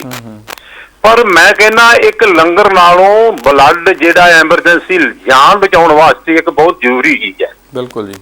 ਪਰ ਉਹਦੇ ਵਿੱਚ ਵੀ ਤੁਸੀਂ ਮੀਡੀਆ ਸਭਾਨ ਜਾਂ ਹੋਰ ਵੀ ਸਾਰੇ ਮੌਕਿਆਂ ਦੇ ਗਵਾਹ ਹੈਗੇ ਹੋ ਕਿ ਅੱਜ ਤੱਕ ਇਸ ਚੀਜ਼ ਨੂੰ ਕਿਸੇ ਬੰਦੇ ਨੇ ਮੁੱਦਾ ਬਣਾਇਆ। ਬਿਲਕੁਲ ਠੀਕ ਗੱਲ ਹੈ ਜੀ ਤੁਹਾਡੀ। ਤੇ ਮੈਨੂੰ ਲੱਗਦਾ ਕਿ ਤੁਹਾਡੀ ਗੱਲ ਜਿਹੜੀ ਆ ਹੁਣ ਆਮ ਜਿਹੜੇ ਨੇ ਲੀਡਰ ਸਾਹਿਬਾਨ ਨੇ ਉਹਨਾਂ ਕੋਲ ਵੀ ਪਹੁੰਚ ਗਈ ਆ ਤੇ ਪਹੁੰਚ ਵੀ ਜਾਵੇਗੀ। ਬੜਾ ਧੰਨਵਾਦ ਜੀ ਸਾਰਿਆਂ ਦਾ ਹੋਊਗਾ ਜੇ ਕੋਈ ਫਗਵਾੜੇ ਦਾ ਬੰਦਾ ਨਿਤਰੂਗਾ ਇਸ ਕੰਮ ਵਾਸਤੇ। ਨਹੀਂ ਤੇ ਮਹਾਰਾਜ ਸੱਚੇ ਪਾਤਸ਼ਾਹ ਦੀ ਕਿਰਪਾ ਦੇ ਨਾਲ ਅਰਦਾਸਾ ਕਰਕੇ ਅਸੀਂ ਉੱਥੇ ਬੈਠ ਜਾਵਾਂਗੇ ਦਰੀ ਵਿਛਾ ਕੇ, ਪਰ ਉਦੋਂ ਹੀ ਉਠਾਂਗੇ ਜਦੋਂ ਇਹ ਚੀਜ਼ ਜਿਹੜੀ ਆ ਇਹ ਐਕਸੈਪਟ ਹੋਊਗੀ। ਦੇਖੋ ਚੰਗੇ ਕੰਮ ਲਈ ਤੁਸੀਂ ਇਹ ਬੀੜਾ ਚੱਕਿਆ ਹੈ ਤੇ ਤੁਹਾਡੀ ਜੋ ਆਸ ਹੈ ਉਹਨੂੰ ਬੂਰ ਜਿਹੜਾ ਜ਼ਰੂਰ ਪਏਗਾ ਤੇ ਜਲਦੀ ਜਿਹੜਾ ਫਗਵਾੜੇ ਦਾ ਬਲੱਡ ਬੈਂਕ ਆ ਉਹ ਸ਼ੁਰੂ ਹੋਏਗਾ। ਅਸੀਂ ਵੀ ਇਹ ਕਾਮਨਾ ਕਰਦੇ ਹਾਂ ਤੇ ਅਸੀਂ ਆਪਣੇ ਵੱਲੋਂ ਵੀ ਜਿਹੜਾ ਇਹ ਮੁੱਦਾ ਆ ਇਹਨੂੰ ਉਠਾਵਾਂਗੇ। ਧੰਨਵਾਦ ਜੀ। ਬਹੁਤ ਤੁਹਾਡਾ ਧੰਨਵਾਦ ਜੀ, ਤੁਸੀਂ ਇੰਨਾ ਯਕੀਨ ਦਵਾਇਆ। ਮੈਂ ਸਮਝਿਆ ਤੁਸੀਂ ਜੀ ਦੇਖੋ ਬਹੁਤ ਵਧੀਆ ਗੱਲ ਜਿਹੜੀ ਇਹਨਾਂ ਨੇ ਇੱਕ ਮੁੱਦਾ ਉਠਾਇਆ ਕਿ ਮਤਲਬ ਜਿਹੜਾ ਧਿਆਨ ਸਾਡਾ ਉਧਰ ਹੈ ਹੀ ਨਹੀਂ ਸੀ ਇਸ ਹਾਂ, ਹੈ ਨਹੀਂ ਸਮੇਂ, ਸੀਗਾ। ਕਿਉਂਕਿ ਸਾਰੇ ਕਰੋਨਾ ਵੱਲ ਹੁਣ ਜੇ ਕਰੋਨਾ ਜੇ ਉੱਥੇ ਸਪੋਜ਼ ਕਰੋ ਕਿਸੇ ਨੂੰ ਬਲੱਡ ਦੀ ਲੋੜ ਪੈ ਜਵੇ ਹਨਾ ਤੇ ਉਹ ਕਿਉਂਕਿ ਜ਼ਿਆਦਾਤਰ ਜਿਹੜਾ ਇਲਾਜ ਹੈ ਕਰੋਨਾ ਦਾ ਹੋ ਵੀ ਤਾਂ ਸਰਕਾਰੀ ਹਸਪਤਾਲਾਂ ਵਿੱਚ ਰਿਹਾ। ਜੇ ਸਰਕਾਰੀ ਹਸਪਤਾਲ ਦਾ ਆਏਗਾ ਘੱਟ ਤੋਂ ਘੱਟ ਜਲੰਧਰੋਂ ਆਏਗਾ ਜਾਂ ਹਰਗੋਬਿੰਦ ਨਗਰ ਤੋਂ ਆਏਗਾ, ਘੱਟ ਜਿੱਥੋਂ ਵੀ ਜਾਣਾ ਹੋਏਗਾ ਅੱਧਾ ਘੰਟਾ ਬਲੱਡ ਨੂੰ ਜਾਣ ਲਈ ਚਾਹੀਦਾ ਆ। ਬਿਲਕੁਲ। ਤੇ ਜੇ ਇੰਨਾ ਅੱਧਾ ਘੰਟਾ ਚਾਹੀਦਾ ਤੇ ਉਹਨਾਂ ਟਾਈਮ ਜਿਹੜਾ ਆ ਪੇਸ਼ੈਂਟ ਉਹ ਕਿੱਦਾਂ ਸਰਵਾਈਵ ਕਰੇਗਾ। ਬਹੁਤ ਅੱਛਾ ਮੁੱਦਾ ਜਿਹੜਾ ਆ ਇਹਨਾਂ ਨੇ ਚੱਕਿਆ। ਮਤਲਬ ਸਾਡੇ ਵੱਲੋਂ ਇਹੀ ਕੋਸ਼ਿਸ਼ ਹੈ ਕਿ ਅਸੀਂ ਇਹ ਜਿਹੜਾ ਮੁੱਦਾ ਹੈ ਪ੍ਰਸ਼ਾਸਨ ਤੱਕ ਜ਼ਰੂਰ ਪਹੁੰਚਾਈਏ ਤੇ ਜਿਹੜਾ ਇਹਨਾਂ ਦੀ ਜਿਹੜੀ ਚਿੰਤਾ ਇੱਕ ਬਣੀ ਹੋਈ ਹੈ ਉਹ ਛੇਤੀ ਜਿਹੜੀ ਦੂਰ ਹੋ ਜਾਵੇ, ਜਿਹੜੀ ਆ ਉਹਨੂੰ ਖਤਮ ਕਰਾਈਏ। ਸਰ ਉਸੇ ਤਰ੍ਹਾਂ ਜਿਵੇਂ ਅਸੀਂ ਸਾਰੇ ਜਾਣਦੇ ਆ ਕਿ ਆਵਾਜਾਈ ਜਿਹੜੀ ਬੰਦ ਆ, ਉਡਾਣਾ ਸਿਰਫ ਤੇ ਸਿਰਫ ਜਿਹੜੀਆਂ ਲੋੜੀਂਦੀਆਂ ਉਡਾਣਾ ਜਿਨ੍ਹਾਂ ਨੂੰ ਲੋੜ ਆ ਆਪੋ ਆਪਣੀਆਂ ਜਿਹੜੀਆਂ ਉਡਾਣਾ ਕੰਟਰੀਆਂ ਵੱਲੋਂ ਚਲਾਈਆਂ ਜਾ ਰਹੀਆਂ। ਬੇਸ਼ੱਕ ਅਸੀਂ ਦੁਬਈ ਤੋਂ ਜਿਹੜੇ ਪੰਜਾਬੀ ਵਾਪਸ ਆ ਰਹੇ ਉਹਨਾਂ ਦੀ ਗੱਲ ਕਰੀਏ, ਉਸੇ ਤਰ੍ਹਾਂ ਜਿਹੜਾ ਇੱਕ ਇਸ ਸਮੇਂ ਲੋੜ ਜਿਹੜਾ ਮੰਗ ਰਹੀ ਹੈ ਜਨਤਾ, ਸਾਨੂੰ ਆਉਣ ਜਾਣ ਦੇ ਲਈ ਸਾਧਨ ਨਹੀਂ ਹੈਗਾ ਜਿਨ੍ਹਾਂ ਦੇ ਕੋਲ, ਤੇ ਬੱਸਾਂ ਚਲਾਈਆਂ ਜਾਣ ਜਾਂ ਆਟੋ ਜਿਹੜੇ ਉਹ ਚਲਾਏ ਜਾਣ। ਸਾਨੂੰ ਕਾਲ ਵੀ ਆਈ ਸੀ, ਕੱਲ ਵੀ ਆਈ ਸੀ, ਹੈ ਨਾ। ਤੇ ਹਜੇ ਜਿਹੜਾ ਪੰਜਾਬ ਸਰਕਾਰ ਵੱਲੋਂ ਇਹਦੇ ਤੇ ਕੋਈ ਅਜਿਹਾ ਕੋਈ ਫੈਸਲਾ ਜਿਹੜਾ ਉਹ ਨਹੀਂ ਲਿਆ ਗਿਆ ਜਿਹੜਾ ਕਿ ਜਨਤਾ ਉਡੀਕ ਰਹੀ ਸੀ। ਉਸੇ ਤਰ੍ਹਾਂ ਹਰਿਆਣਾ ਸਰਕਾਰ ਨੇ ਜਿਹੜਾ ਇੱਕ ਫੈਸਲਾ ਲਿਆ ਕਿ ਉਹਨਾਂ ਨੇ ਕੱਲ ਤੋਂ 15 ਮਈ ਤੋਂ ਜਿਹੜੀ ਆਨਲਾਈਨ ਬੁਕਿੰਗ ਬੱਸਾਂ ਦੀ ਸ਼ੁਰੂ ਕਰ ਦੇਣੀ ਹੈ। ਮਤਲਬ ਆਨਲਾਈਨ ਤੁਸੀਂ ਟਿਕਟ ਲੈ ਸਕਦੇ ਹੋ ਤਾਂ ਫਿਰ ਤੁਸੀਂ ਜਿਹੜੇ ਸਫ਼ਰ ਆ ਪੰਜਾਬ ਰੋਡਵੇਜ਼ ਦੀਆਂ ਬੱਸਾਂ ਦੇ ਵਿੱਚ ਉਹ ਕਰ ਸਕਦੇ ਹੋ। ਹਰਿਆਣਾ ਰੋਡਵੇਜ਼ ਦੀਆਂ ਜੀ, ਹਰਿਆਣਾ ਰੋਡ ਜੀ। ਅੱਛਾ, ਉਹਦੇ ਵਿੱਚ ਮਨਪ੍ਰੀਤ ਮੈਨੂੰ ਹੁਣ ਤੁਸੀਂ ਇਹ ਦੱਸੋ ਕਿ ਸਾਡੇ ਜਿਹੜੇ ਸਫ਼ਰ ਪੜ੍ਹੇ ਲਿਖੇ ਜ਼ਿਆਦਾਤਰ ਬੰਦੇ ਨੇ ਜਾਂ ਜਿਹੜੇ ਅੱਛੀਆਂ ਫੈਮਿਲੀਜ਼ ਨੂੰ ਬਿਲੋਂਗ ਕਰਦੇ ਆਪਣੀ ਗੱਡੀਆਂ ਜਾਂਦੇ ਆ, ਜਿਹੜੇ ਮਾਤੜ ਨੇ ਜਾਂ ਮੇਰੇ ਵਰਗੇ ਅਨਪੜ੍ਹ ਨੇ, ਉਹ ਕਿੱਥੋਂ ਆਨਲਾਈਨ ਪਹਿਲਾਂ ਆਪਣੀ ਬੱਸ ਦੇ ਲਈ ਟਿਕਟ ਕਰਨਗੇ? ਜੇ ਸਪੋਜ਼ ਕਰ ਲਓ ਕਿਸੇ ਨੇ 20 ਰੁਪਏ ਵਾਲੀ ਜਾਂ 50 ਰੁਪਏ ਵਾਲੀ ਟਿਕਟ ਖਰੀਦਣੀ ਹੈ, ਜੇ ਕਿਸੇ ਦੁਕਾਨ ਤੋਂ ਜਾਏਗਾ ਪਹਿਲਾਂ ਤਾਂ ਉੱਥੇ ਰਿਸਕ ਉਨਾ ਹੀ ਹੋ ਗਿਆ, ਹਨਾ। ਫਿਰ ਉਹ ਜਦੋਂ ਟਿਕਟ ਖਰੀਦੇਗਾ ਉਹ 10 ਤੋਂ 20 ਰੁਪਏ ਉਹਦੇ ਚਾਰजेस ਲਏਗਾ, ਹਨਾ। ਉਹਦਾ ਧੇਲੇ ਦੀ ਬੜੀ ਟਾਕਾ ਸਰਮਣਾਈ ਨਾਲ ਹੋ ਜਾਣਾ। ਉਹੀ ਨਾ, ਮਤਲਬ ਸਰਕਾਰ ਦੀ ਇਦਾਂ ਸਕੀਮ ਹੈਗੀ ਕਿ ਸਾਡੇ ਜਿਹੜੇ ਕਰਮਚਾਰੀ ਆ ਉਹ ਟੱਚ 'ਚ ਨਾ ਆਉਣ, ਆਮ ਜਨਤਾ ਬੇਸ਼ੱਕ ਆ ਜਾਵੇ। ਇਸ ਕਰਕੇ ਨਹੀਂ, ਤੁਸੀਂ ਇਹ ਦੇਖਿਓ ਕਿ ਜਿੱਦਾਂ ਹੁਣ ਗ੍ਰਾਫ ਜਿਹੜਾ ਹੈ, ਅਗਰ ਆਪਾਂ ਪੰਜਾਬ ਦੀ ਗੱਲ ਕਰੀਏ ਜੀ, ਗ੍ਰਾਫ ਜਿਹੜਾ ਠੀਕ ਹੋਣਾ ਸ਼ੁਰੂ ਹੋ ਗਿਆ ਤਾਂ ਮੈਨੂੰ ਉਮੀਦ ਆ ਕਿ ਇੱਕ ਹਫ਼ਤੇ ਦੇ ਵਿੱਚ ਜਿਹੜਾ ਹੈ ਬਹੁਤ ਜ਼ਿਆਦਾ ਕੰਟਰੋਲ ਹੋ ਜਾਏਗਾ ਤੇ ਬਹੁਤ ਜ਼ਿਆਦਾ ਜਿਹੜੇ ਪੇਸ਼ੈਂਟ ਹਸਪੀਟਲਾਂ ਵਿੱਚ ਵੀ ਨੇ ਉਹ ਆਪਣੇ ਘਰ ਚਲੇ ਜਾਣਗੇ। ਜਦੋਂ ਨਵੇਂ ਪੇਸ਼ੈਂਟ ਆਉਣੇ ਬੰਦ ਹੋ ਗਏ ਤਾਂ ਗਵਰਨਮੈਂਟ ਬਹੁਤ ਜਲਦੀ ਇਹਦੇ ਤੇ ਡਿਸੀਜਨ ਲੈ ਕੇ ਭਾਵੇਂ ਪਿੰਡਾਂ ਤੋਂ ਸ਼ਹਿਰਾਂ ਤੱਕ ਜਾਂ ਜਿਹੜੀਆਂ ਡਿਸਟ੍ਰਿਕਟ ਜਿਹੜੀਆਂ ਆ ਉਹ ਬੱਸਾਂ ਚਲਾਉਣੀਆਂ ਉਹ ਸ਼ੁਰੂ ਕਰ ਦੇਗੀ।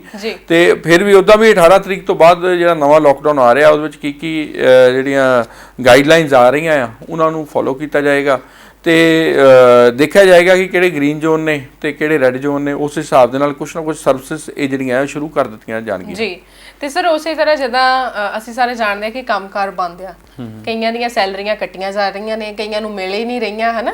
ਤੇ ਜਿਹੜੇ ਆਂਗਨਵਾੜੀ ਵਰਕਰ ਆ ਉਹ ਇਹਦੇ ਲਈ ਧਰਨਾ ਲਾਉਣ ਨੂੰ ਜਿਹੜੇ ਰਾਜੀ ਹੋ ਚੁੱਕੇ ਨੇ ਕਿ ਅਸੀਂ 5 ਜੂਨ ਨੂੰ ਜਿਹੜਾ ਆਨਲਾਈਨ ਅਸੀਂ ਆਪਣੇ ਵੱਲੋਂ ਪ੍ਰਦਰਸ਼ਨ ਕਰਨਾ ਕਿ ਸਾਨੂੰ ਜਿਹੜਾ ਇੱਕ ਰਾਹਤ ਪੈਕੇਜ ਆ 50 ਲੱਖ ਰੁਪਏ ਦਾ ਉਹ ਜਾਰੀ ਕੀਤਾ ਜਾਵੇ।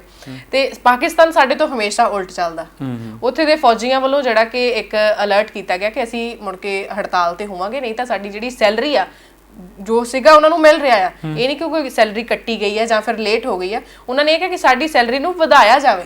ਔਰ ਉਹ ਵੀ ਇਸ ਔਖੇ ਟਾਈਮ ਤੇ ਜਦੋਂ ਸਰਕਾਰ ਕਹਿ ਰਹੀ ਹੈ ਕਿ ਸਾਡੇ ਕੋਲ ਪੈਸੇ ਹੀ ਹੈ ਨਹੀਂ ਤੇ ਪਾਕਿਸਤਾਨ ਵਾਲਿਆਂ ਨੇ ਤਾਂ ਪਹਿਲਾਂ ਹੀ ਹੱਥ ਖੜੇ ਕੀਤੇ ਸੀ। ਸਾਡੀ ਜਿਹੜੀ ਆਰਥਿਕ ਵਿਵਸਥਾ ਜਿਹੜੀ ਸਾਡੀ ਹੈਗੀ ਟੋਟਲੀ ਸਾਡੀ ਖਰਾਬ ਹੈਗੀ ਆ, ਹਨਾ। ਤੇ ਉੱਥੇ ਜਿਹੜਾ ਫੌਜੀਆਂ ਵੱਲੋਂ ਇਹ ਕਿਹਾ ਗਿਆ ਕਿ ਜਿਹੜੀ ਸਾਡੀ ਸੈਲਰੀ ਆ ਉਹਨੂੰ ਵਧਾਇਆ ਜਾਵੇ, ਹੋਰ ਵੀ ਜਿੱਥੇ 30,000 ਆ ਉਹਨੂੰ 40 ਕੀਤਾ ਜਾਵੇ।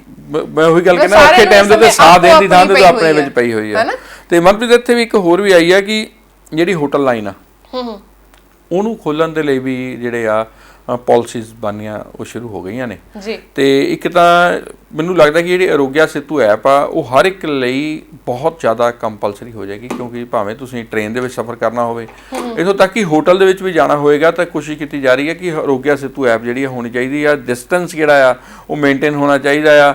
ਬਹੁਤ ਸਾਰੀਆਂ ਉਹਨਾਂ ਨੇ ਇਹਦੀ ਗਾਈਡਲਾਈਨਸ ਜਿਹੜੀਆਂ ਨੇ ਬਣਾ ਰਹੇ ਨੇ। ਦੇਖੋ ਹਜੇ ਆਉਣ ਵਾਲੇ ਦਿਨਾਂ ਵਿੱਚ ਇਹ ਵੀ ਅਨਾਉਂਸ ਹੋਏਗਾ ਤਾਂ ਕਿ ਹੋਟਲ ਇੰਡਸਟਰੀ ਵੀ ਜਿਹੜੀ ਹੈ ਥੋੜੀ ਚੱਲਣੀ ਸ਼ੁਰੂ ਹੋਵੇ। ਸਾਡੇ ਕੋਲ ਕਾਲਰ ਜੁੜੇ ਨੇ। ਸਵਾਗਤ ਹੈ ਜੀ ਤੁਹਾਡਾ ਨਵਰੰਗ ਟੀਵੀ ਤੇ।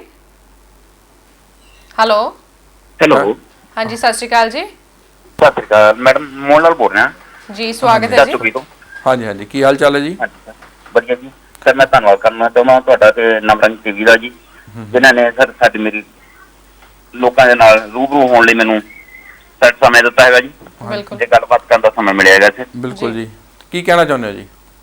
ਸਰ ਮੈਂ ਤਾਂ ਸਰਕਾਰ ਤੋਂ ਇੱਕ ਕਹਿਣਾ ਚਾਹਾਂਗਾ ਕਿ ਸਰ ਇੱਕ ਸਭ ਤੋਂ ਵੱਡੀ ਪ੍ਰੋਬਲਮ ਕਰੋਨਾ ਆਈ ਹੋਈ ਹੈ ਸਰ, ਜਿਹਦੇ ਕਰਕੇ ਹਰ ਇੱਕ ਨੂੰ ਪਰੇਸ਼ਾਨੀ ਹੋ ਰਹੀ ਹੈ। ਬਿਲਕੁਲ ਗਰੀਬ ਵਰਗ, ਮਜ਼ਦੂਰ ਵਰਗ, ਸਰ ਜਿਹਨੂੰ ਆਪਾਂ ਕਹਿ ਦਈਏ ਯੂਪੀ ਵਾਲੇ ਜਾਂ ਬਿਹਾਰ ਵਾਲੇ, ਸਰ ਇਧਰੋਂ ਵਾਪਸ ਜਾ ਰਹੇ ਆ ਤੇ ਅੱਜ ਇਹ ਕਿੰਨੀ ਪਰੇਸ਼ਾਨੀ ਨਾ ਜਾ ਰਿਹਾ ਸਰ। ਮੇਰੇ ਸਾਹਮਣੇ ਹੁਣ ਲੋਕੀ ਇਸ ਤਰ੍ਹਾਂ ਪਰੇਸ਼ਾਨੀ ਨਾ ਜਾ ਰਿਹਾ ਕਿ ਦੇਖਿਆ ਨਹੀਂ ਜਾਂਦਾ। ਉਹਦੇ ਵਿੱਚ ਸਰ 8-8 ਮਹੀਨੇ ਦਾ ਬੱਚਾ ਤੇ 1 ਸਾਲ ਦੇ ਬੱਚੇ ਵੀ ਹੈ। ਬਿਲਕੁਲ ਹਾਂਜੀ, ਉਹਨਾਂ ਨੂੰ ਇੰਨੀ ਪਰੇਸ਼ਾਨੀ ਹੈ, ਖਾਣ ਪੀਣ ਦੀ ਪਰੇਸ਼ਾਨੀ। ਅਗਰ ਦੇਖੋਗੇ ਨਾ ਤਾਂ ਕੁਛ ਤਾਂ ਉਹਨਾਂ ਨੇ ਕੱਪੜੇ ਚੱਕੇ ਹੁੰਦੇ ਆ ਤੇ ਬੈਗ ਇੱਕ ਭਾਰਾ ਹੁੰਦਾ ਹੈਗਾ, ਤੇ ਉਸ ਤੋਂ ਬਾਅਦ ਹੋਰ ਵੀ ਸਮਾਨ ਉਹਨਾਂ ਕੋਲ ਪਿਆ ਹੁੰਦਾ। ਪੈਦਲ ਜਾ ਰਹੇ ਆ। ਅਗਰ ਕਿਲੋਮੀਟਰ ਦੇ ਹਿਸਾਬ ਨਾਲ ਗਿਣਿਆ ਜਾਵੇ ਤਾਂ ਘੱਟ ਤੋਂ ਘੱਟ 1000 ਕਿਲੋਮੀਟਰ ਦਾ ਉਹਨਾਂ ਦਾ ਪੈਟਾ ਹੈ ਜੀ। ਬਿਲਕੁਲ ਹੈਗਾ ਜੀ। ਹਾਂਜੀ ਸਰ, ਇਹ ਸਾਡੀ ਇੱਕ ਮਾਨਵਤਾ ਲਈ, ਸਾਡੇ ਲਈ ਸਭ ਤੋਂ ਵੱਡੀ ਕੀ ਕਹਿੰਦੇ ਸਰ ਉਹਨੂੰ ਦੁੱਖ ਲਈ ਆ ਕਿ ਆਪਾਂ ਇਹਨਾਂ ਨੂੰ ਮਹਿਸੂਸ ਨਹੀਂ ਕਰ ਪਾ ਰਹੇ। ਤੇ ਸਾਡੀਆਂ ਸਰਕਾਰਾਂ ਨੂੰ ਸ਼ਰਮ ਹੋਣੀ ਚਾਹੀਦੀ ਹੈ ਸਰ ਕਿ ਸਾਡੇ ਕੋਲ ਇੱਥੋਂ ਲੇਬਰ ਤੇ ਮਜ਼ਦੂਰ ਚਲੇ ਜਾਣਗੇ ਤਾਂ ਸਰ ਅਸੀਂ ਕਿਸ ਤਰ੍ਹਾਂ ਕੰਮ ਕਰਾਂਗੇ ਤੇ ਕਰਾਵਾਂਗੇ। ਬਿਲਕੁਲ ਉਹਦੇ ਵਿੱਚ ਆਪਾਂ ਹੁਣ ਦੇਖੋ ਇਹ ਹੈ ਕਿ ਜੋ ਇਹ ਮਾਹੌਲ ਚੱਲਦਾ ਪਿਆ, ਡਰ ਦਾ ਮਾਹੌਲ ਜਿਹੜਾ ਆ ਹਰ ਇੱਕ ਆਮ ਬੰਦੇ ਦੇ ਦਿਲ ਦੇ ਵਿੱਚ ਬਣਿਆ ਆ, ਜਿਹਦੇ ਕਰਕੇ ਹਰ ਕੋਈ ਆਪਣੇ ਘਰ ਜਾਣਾ ਚਾਹੁੰਦਾ। ਫਿਰ ਦੂਜੇ ਨੰਬਰ ਤੇ ਗਵਰਨਮੈਂਟ ਨੇ ਕਰ ਦਿੱਤਾ ਕਿ ਤੁਹਾਨੂੰ ਫ੍ਰੀ ਜਿਹੜੀ ਆ ਸਰਵਿਸ ਦਿੱਤੀ ਜਾ ਰਹੀ ਆ, ਤੁਸੀਂ ਚੱਲ ਜਾਓ, ਹਨਾ। ਜਿਹਨੇ ਨਹੀਂ ਜਾਣਾ ਉਹ ਵੀ ਸੋਚਦਾ ਚੱਲ ਜਾ ਜਾਈ ਆਉਂਦੇ ਆ, 2 ਮਹੀਨੇ ਬਾਅਦ ਫੇਰ ਆ ਜਾਾਂਗੇ, ਇਹ ਕਿਹੜਾ ਕੰਮ ਆ ਇੱਥੇ।